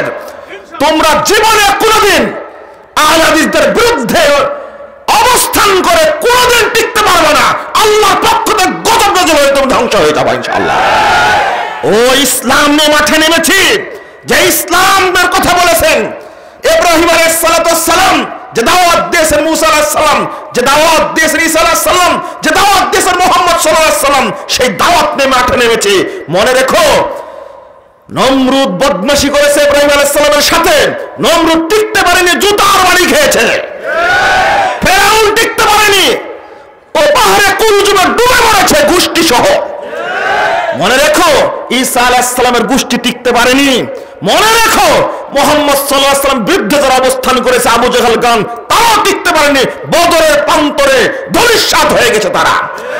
আজকেও যারা কোরআন এবং সুন্নাহর অনুসারী আহলে হাদিস সালাফিদের বিরুদ্ধে যারা অবস্থান করবে, তাদের উপরে আল্লাহর পক্ষ থেকে গজব নাযিল হবে ইনশাআল্লাহ। তুমি ফতোয়া দাও কেমনে? এটা হলো মসজিদে জেরার বেয়াদব কোথাকার। তুমি পাগড়ি, তোমার মা পাগড়ির মধ্যে কয় কোটি শয়তান আছে, তুমি বললে কেন এটা? মসজিদের নাম তো আহলে হাদিস মসজিদ না। মসজিদে জোরে আমিন বলা, রফল আযান করা, বুকে হাত বাঁধলে যদি মসজিদে জেরার হয়, তাহলে কাবা ঘর কি, মসজিদে নববী কি, ওইগুলো মসজিদে জেরার? তাহলে মর্যাদা বুঝো। তোমার গায়ে লাগেনি, কিন্তু আমার অন্তরে লেগেছে, এই জন্য কথা বলি। তুমি মাঠে এসো, দেখো কি অবস্থা। বেদাতীদের বিরুদ্ধে সংগ্রাম, বেদাতি বক্তাদের বিরুদ্ধে সংগ্রাম। এই বেদাতি বক্তারাই জাল হাদিস বলে গাঁজাখড়ি কথা বলে সমাজটাকে নষ্ট করেছে। তাদের প্রোগ্রামে তুমি কেন তাদের প্রোগ্রামে? বলেন, উত্তর দেন। ফরিদপুরের মসজিদ ভেঙে দিল, ভুনার মসজিদ পুড়িয়ে দিল, ব্রাহ্মণবাড়িয়ার মসজিদ বন্ধ করার জন্য চক্রান্ত চললো, নাটোরের মসজিদ পুড়িয়ে দিল, কিশোরগঞ্জের মসজিদ ভেঙে দেওয়ার মিছিল করলো, সিলেটের তাকওয়া মসজিদ ভেঙে দেওয়ার জন্য মিছিল করলো, করেনি? বাংলাদেশের কোন মসজিদ থেকে একজন প্রতিবাদ করেছে? আহলে হাদিসরা ছাড়া প্রতিবাদ করেছে? সব শয়তানের মতো বসেছিল তারা। মৌন সম্মতি পুড়িয়ে দাও সব, আহলে হাদিসরা না থাকতে পারে।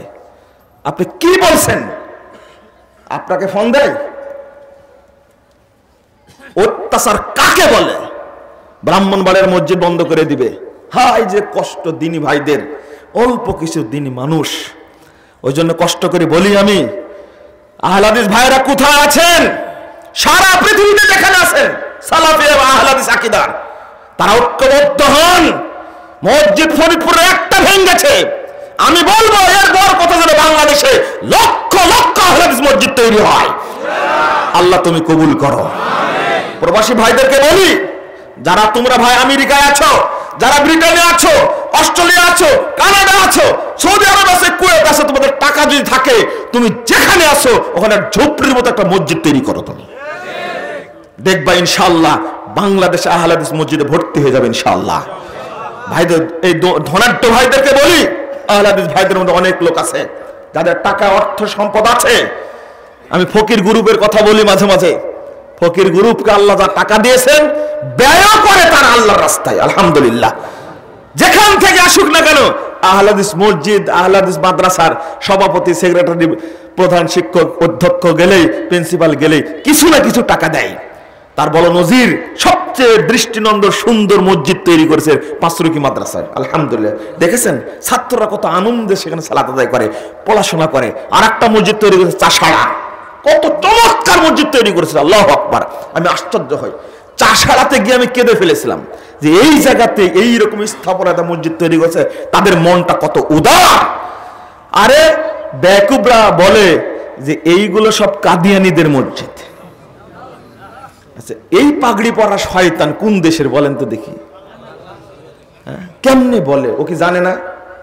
রিকশাওয়ালাকে শিখা দেয় এটা হলো শিয়া মসজিদ, ভ্যান চালককে শিখা। ও কি জানে শিয়া কি, কাদিয়ানি কি জানে? রিকশাতে উঠে বসছি কলেজ গেটের কাছে, মোহাম্মদপুর কলেজ গেটের কাছে। আমি বলেছি ওই যে রেসিডেন্সিয়াল কলেজের পাশে আলামিন মসজিদ, সেখানে যাবো। ওই শিয়া মসজিদ যেটা, ওইটা তাই না?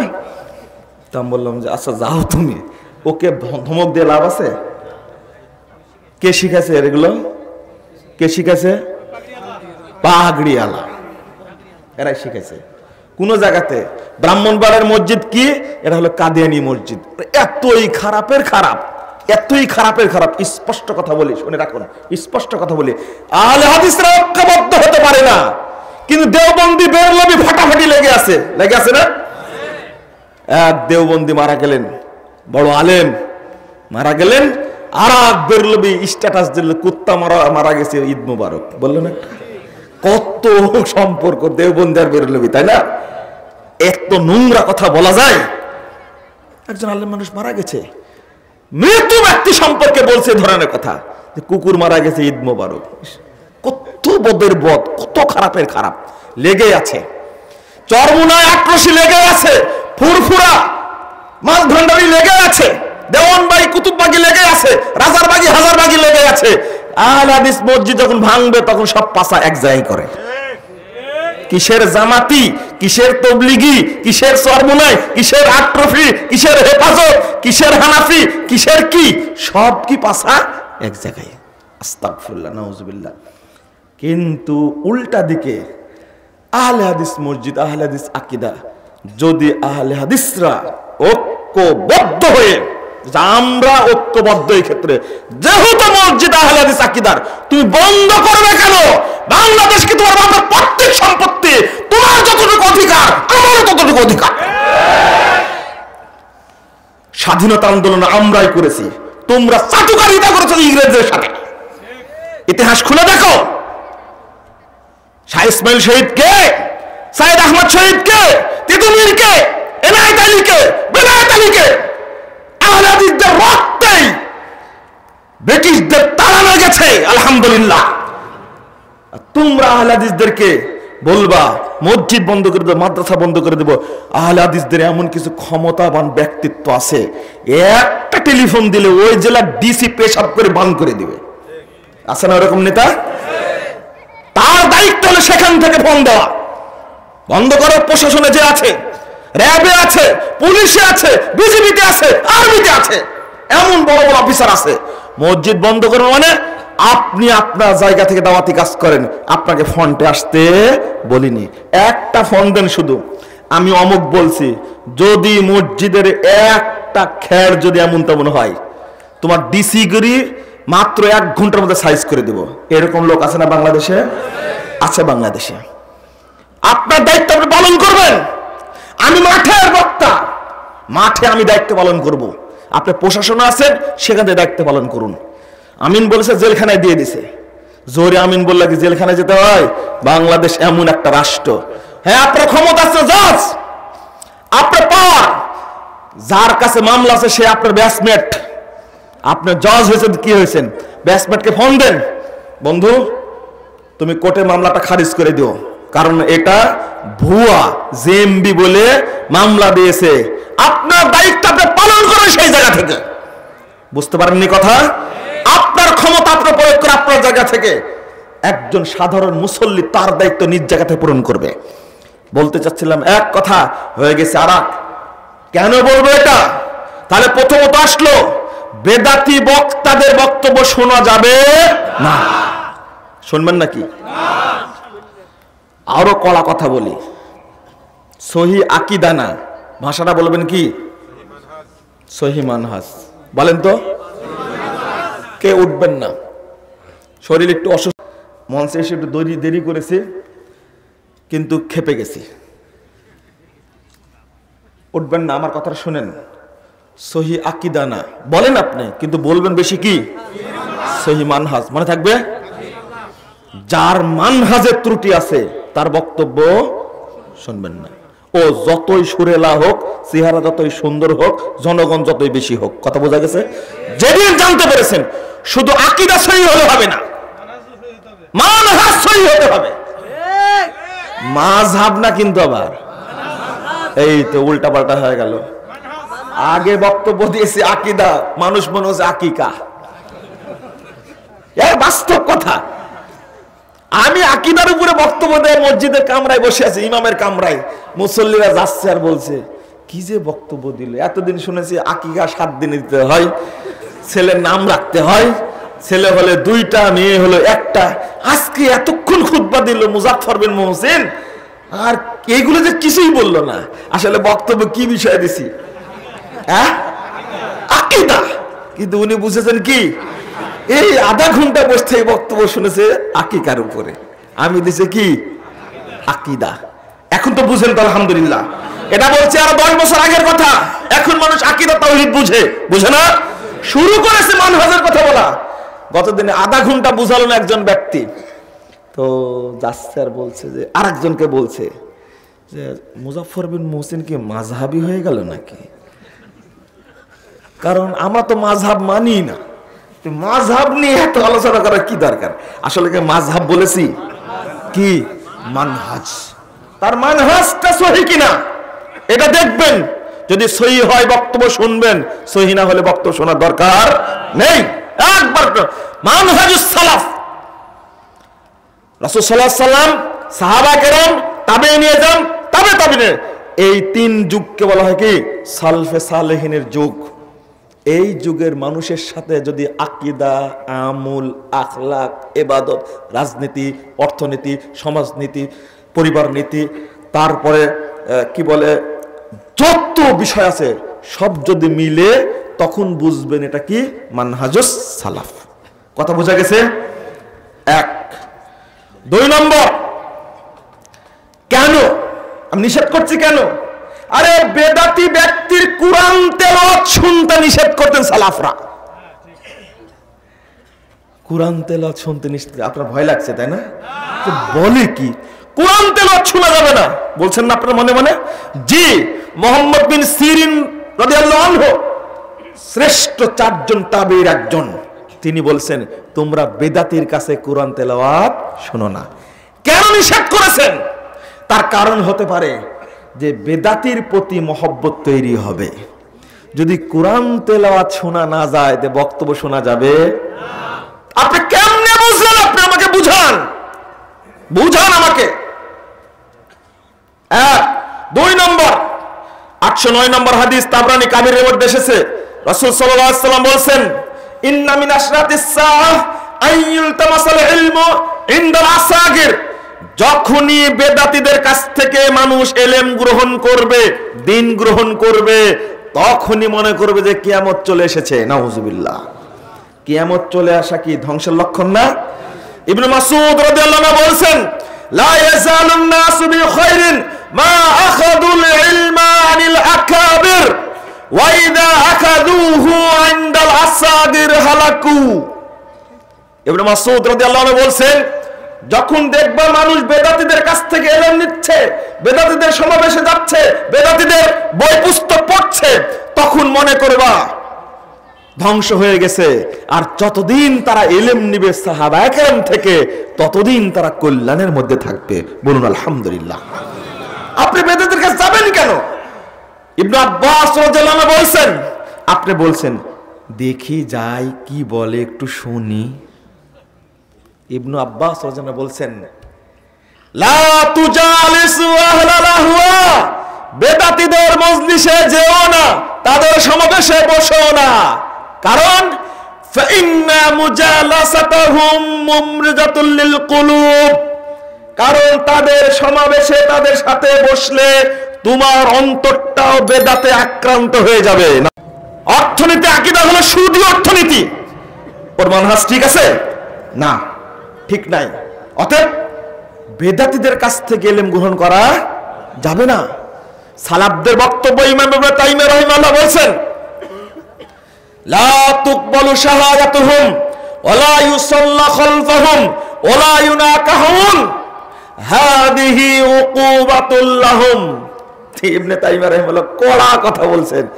লা ইউখাযুল ইলমু, তাদের কাছ থেকে ইলম গ্রহণ করা যাবে না। ওয়ালা তুকবালু শাহাদাতুহুম, তাদের সাক্ষী গ্রহণ করা যাবে না। ওয়ালা ইউসাল্লু খালফাহুম, তাদের পিছনে সালাত হবে না। তারপরে বলছেন ওয়ালা ইউনাকাহুন, তাদের সাথে বিবাহ দেওয়া যাবে না। এটা তাদের শাস্তি যতক্ষণ বেদাত না ছাড়বে। কেন? আজকে সালাতকে পরিবর্তন করে দিয়েছে জাল হাদিস দ্বারা, বেদাত দ্বারা পরিবর্তন করে দেয়নি।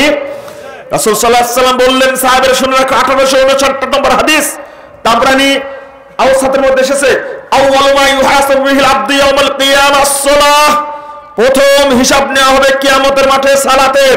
ফাইন সালাওয়াত সালাওয়াত সাইর আমলিহি ওয়া ইন ফাসাদাত ফাসাদাত সাইর আমলি। সালাত যদি শুদ্ধ হয় সব আমল গ্রহণযোগ্য হবে, সালাত যদি নষ্ট হয় সব আমল কি হয়ে যাবে? ধ্বংস হয়ে যাবে। লা হাওলা ওয়ালা কুওয়াতা ইল্লা বিল্লাহ। তাহলে সালাতটা কি করতে হবে? শুদ্ধ করতে হবে। কি করতে হবে? শুদ্ধ করতে হবে। আপনার সালাত কি শুদ্ধ? শুদ্ধ না। কোথায় শুদ্ধ বলছেন?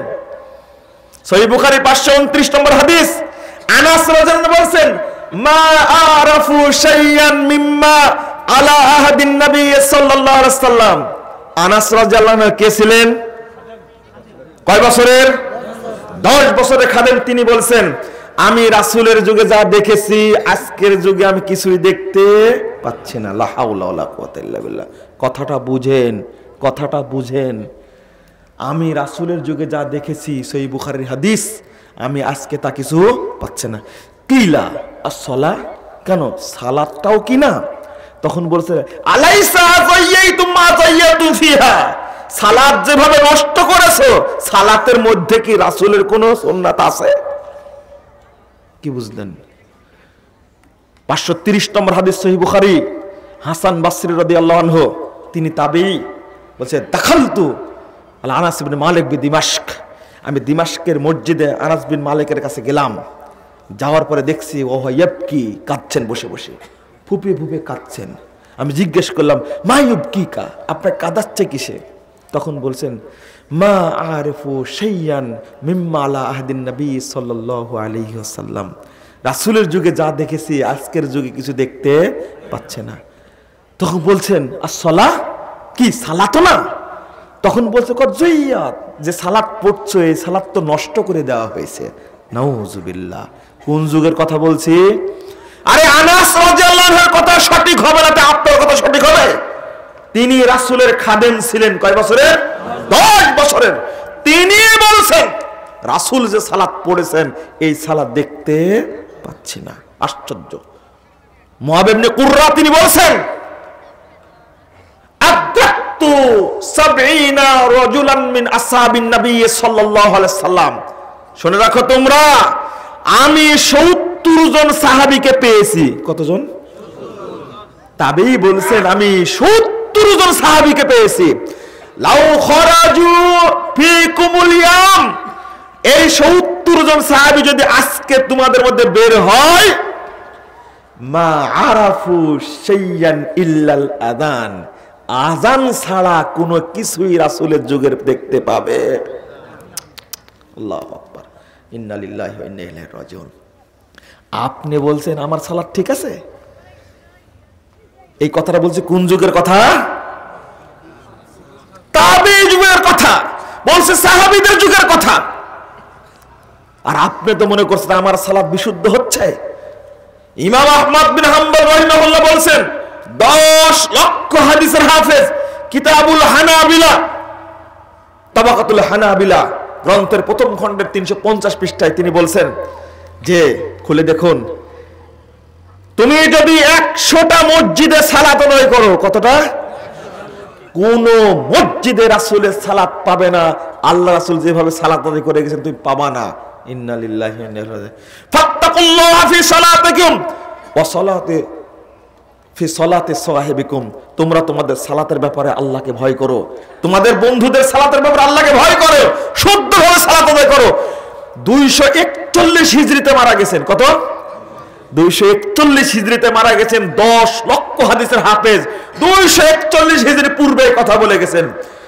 আজকে কি যে সালাত চলছে, এই সালাত কি রাসূলের সালাত? এটাই প্রমাণ করতে গিয়ে দেশের আলেমদের কাছে শত্রু হয়ে গেলাম। জাল হাদিসের কবলে রাসূল সাল্লাল্লাহু আলাইহি ওয়াসাল্লাম সালাত বইটা যখন বের হলো, আলেমরা তখন আমার বিরুদ্ধে লেগে গেল, এখনো গালিগালাজ করে। তবে কিছু ভাইয়ের অবদানের কারণে আলহামদুলিল্লাহ, তারা যে ব্যক্তি বইটা প্রিন্ট করে দিয়েছিলেন তিনি যে কত খুশি আর কত আনন্দিত। 9 বছর পরে বইটা প্রিন্ট হয়েছে। টাকা ছিল না, পয়সা ছিল না, প্রিন্ট করতে পারিনি। এক ভাই সহযোগিতার জন্য এগিয়ে আসলেন, আমি প্রিন্ট করে দিলাম। ওই যে প্রিন্ট করে দিয়েছে এখনো চলছে, লক্ষ লক্ষ কপি মানুষের হাতে চলে গেছে আলহামদুলিল্লাহ। পরিবর্তন হচ্ছে না? হচ্ছে। কথা বলতে পারছে না, বড় বড় মাথা চেঞ্জ হয়ে গেছে, কিন্তু প্রকাশ করতে পারছে না। বড় বড় জায়গায় আছে, ইমামতি করছেন, কথা হয়, আস্তে আস্তে শিখাচ্ছি, আস্তে আস্তে শিখাচ্ছি। একটা বড় জায়গায়, নাম নিচ্ছে না, আলহামদুলিল্লাহ, এত বড় জায়গায় একজন ইমাম 500 কপি এই সালাতের বইটা বোর্ড বাঁধা এটা বন্টন করেছে আলহামদুলিল্লাহ। গাজীপুরের এক ভাই ছাপাই দিলেন, ঠিক আছে এই জায়গায় বিতরণ করবেন, ঠিক আছে আমি দিয়ে দিব আলহামদুলিল্লাহ। আমি বিশ্বাস করি, আপনাদের কাছে দোয়া চাই, যে দোয়া করেন আল্লাহ যেন কবুল করে, আল্লাহ যেন কবুল করে। প্রত্যেকটা পরিবারে যেন যায়, কোনটা জাল সালাত আর কোনটা সহি সালাত এটা মানুষ যেন কি বুঝে নেয়। ওযুতে ত্রুটি, আজানে ত্রুটি, সালাতের মধ্যে ত্রুটি, দুয়াই ত্রুটি, সালাতের গোষ্ঠী নাই। ওই আনাস রাদিয়াল্লাহু আনহু বলে গেছে জুইয়াত, কি হয়েছে?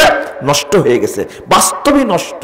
হাত বাঁধতে জানে না, বিতির পড়তে জানে না, তারাবি পড়তে জানে না, জানাজা পড়তে জানে না, ঈদ পড়তে জানে না, সালাতুল ইস্তিসকা পড়তে জানে না, কাজা সালাত পড়তে জানে না, তারপরে কি বলবো সুন্নাত সালাত পড়তে জানে না। পুরো মুসল্লিদের অবস্থা এইরকম। আমাকে আজকে একজন লোক ধরে বলছেন, আপনি বহুদিন থেকে এই সালাতের উপরে, পদ্ধতির উপরে বক্তব্য দেন না, দয়া করে আবার শুরু করেন। কিছু মানুষ আমল করছিল, এখন বক্তব্য দিচ্ছে শুধু আকীদা নিয়ে, তাওহীদ নিয়ে, মানহাজ নিয়ে, এইগুলো নিয়ে আলোচনা এখন কম করেন, এখন একটু মানুষকে সহি আমল শিক্ষা দেন। আজকে বলছে আমাকে মোহাম্মদপুরে ধরে, আমি বলছি ভাই বলবো ইনশাল্লাহ বলবো। আসলে সালাত সম্পর্কে বলে কি করব যদি ঈমান না থাকে? কথা বুঝতে পারেননি? আপনাদের অনুরোধ করব সালাতটা শুদ্ধ করবেন। আর আগে বলেছি কি ঈমান আছে কিনা দেখবেন, আগে কি ঈমান আছে কিনা দেখবেন। আর যুবক ভাইদেরকে বলবো, তরুণদেরকে বলবো, তোমরা নিরাশ হয়ো না। আমি নিরাশ নয়। তোমাদের উপরে অত্যাচার হচ্ছে, নির্যাতন হচ্ছে, তোমাদের উপরে মামলা হচ্ছে, জেএমবির মামলা দিচ্ছে। কোন আহলে হাদিস ছেলে যাদের আকীদা সহিহ, যারা আহলে হাদিস সালাফি আকীদার, তারা কখনো জেএমবি হতে পারে না, অসম্ভব। আহলে হাদিসরাই জেএমবিদের বিরুদ্ধে প্রথম অ্যাকশনে গেছেন, আলহামদুলিল্লাহ। প্রশাসন জড়িত না, পাগড়িওয়ালা ইমামের সাথে জড়িত। যারা মসজিদে নফল আযান করে, মুখে দাঁড়িয়ে আছে খুব সুন্দর, কি তরুণদের দেখলে এত ভালো লাগে। বিশ্ববিদ্যালয়ে পড়ে সেই তরুণের মুখে দাড়ি, একদিনও দাড়িতে খুর, কাঁচি, ব্লেড, দাঁত কিছুই ঠেকায়নি।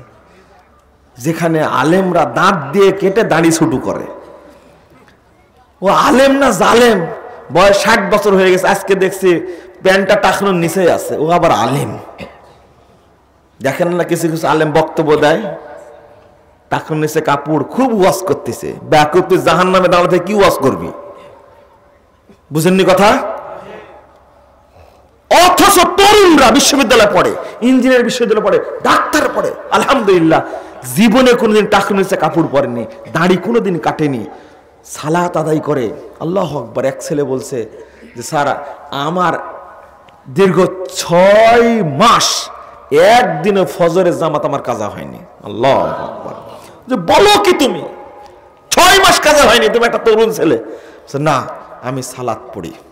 আর এই সমস্ত পরহেজগার ছেলেদের নামে জেএমবি নাম দিয়ে লিস্ট দিয়ে থানায় জমা দিয়েছে এই পাগড়িওয়ালা শয়তান। কি বলবেন? তোমরা নিরাশ হয়ে না, আর কিছুদিন সময় দাও, বাংলাদেশ তোমাদেরকে হাতছানিয়ে দিয়ে ডাকবে ইনশাআল্লাহ। বেদাতীদেরকে তালাক দিবে, বায়ান তালাক দিবে ইনশাআল্লাহ। শিরক বেদাতের গোষ্ঠী বাংলাদেশ থাকবে না ইনশাআল্লাহ। এই দেশটা ইনশাআল্লাহ তাওহীদের দেশে পরিণত হবে। অত্যাচার করুক, মারুক তোমাকে, কিন্তু সুন্নাত ছাড়তে রাজি না।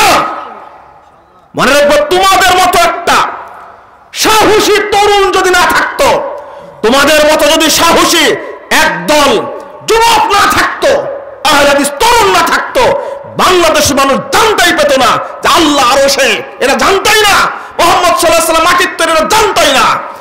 তোমাদের দাওয়াতের কারণে জানা সম্ভব হয়েছে, আলহামদুলিল্লাহ। তোমরা দাওয়াতি কাজ করো, বিপদ আপদ আসবে, আল্লাহর পক্ষ থেকে ধৈর্য ধারণ করবা, ইনশাআল্লাহ আল্লাহ বরকত দিবে। 10টা বছর সময় দাও। ষড়যন্ত্র তো হয়েছে, পিস টিভি যদি চালু থাকতো আর কয়েকদিন, আল্লাহ যা করে ভালোর জন্যই করে, এটাই বলতে হবে আমাদেরকে। যতই আশা করি না কেন, পিস টিভি আগে ঘরে ছিল, এখন মানুষের হাতে হাতে। লস হয়েছে না লাভ হয়েছে? লাভ হয়েছে, আলহামদুলিল্লাহ। বন্ধ করেছিস কর, কিন্তু এখন হাতে হাতে। অতএব দাওয়াতের বিপ্লব বাংলাদেশে ঘটবে ইনশাআল্লাহ। আল্লাহ তুমি কবুল করো, আমিন। অনেক কথা বলেছি বন্ধুরা আমার। দাওয়াতি কাজের জন্য আমি একটা অনুরোধ করি আপনাদেরকে বক্তব্যের মধ্যে বলে দিই যে আপনারা এই যে এক নজরে আকীদা তাওহীদ, এক নজরে ওযু সালাত, এক নজরে হজ উমরা, এক নজরে সিয়াম রমাদান, ছোট ছোট বই দোয়া ও জিকির, এই বইগুলো বিনামূল্যে বিতরণ করি আমরা। অনেক ভাই, কেউ 10,000 কপি 20,000 কপি ছাপিয়ে দেয়, আমরা সারা দেশে বিতরণ করি। এই কর্মসূচিতে আপনারা অংশগ্রহণ করবেন ইনশাআল্লাহ, যেটা গোটা দেশে দাওয়াতি কাজ করা যায়। ওরা বেদাতের পক্ষে দাওয়াত দেবে, আমরা তাওহীদের পক্ষে দাওয়াত দেব। কথা বোঝা গেছে? দেখি তোমরা মাঠে আসো, মাস্তান পুষো না, এলেম নিয়ে যুদ্ধ করো। মাস্তান লাগা দাও কেন, পুলিশ লাগা দাও কেন, যদি পারোতে। বন্ধুরা আমার, এই চেষ্টাটা করবেন। আর দাওয়াতি কাজের অনেকগুলো মাধ্যম আছে, তার মধ্যে আমরা মাসিক আল ইখলাস বের করছি, আলহামদুলিল্লাহ আপনারা নেওয়ার চেষ্টা করবেন। তারপরে প্রস্তুত আরকানুল ইসলাম, আর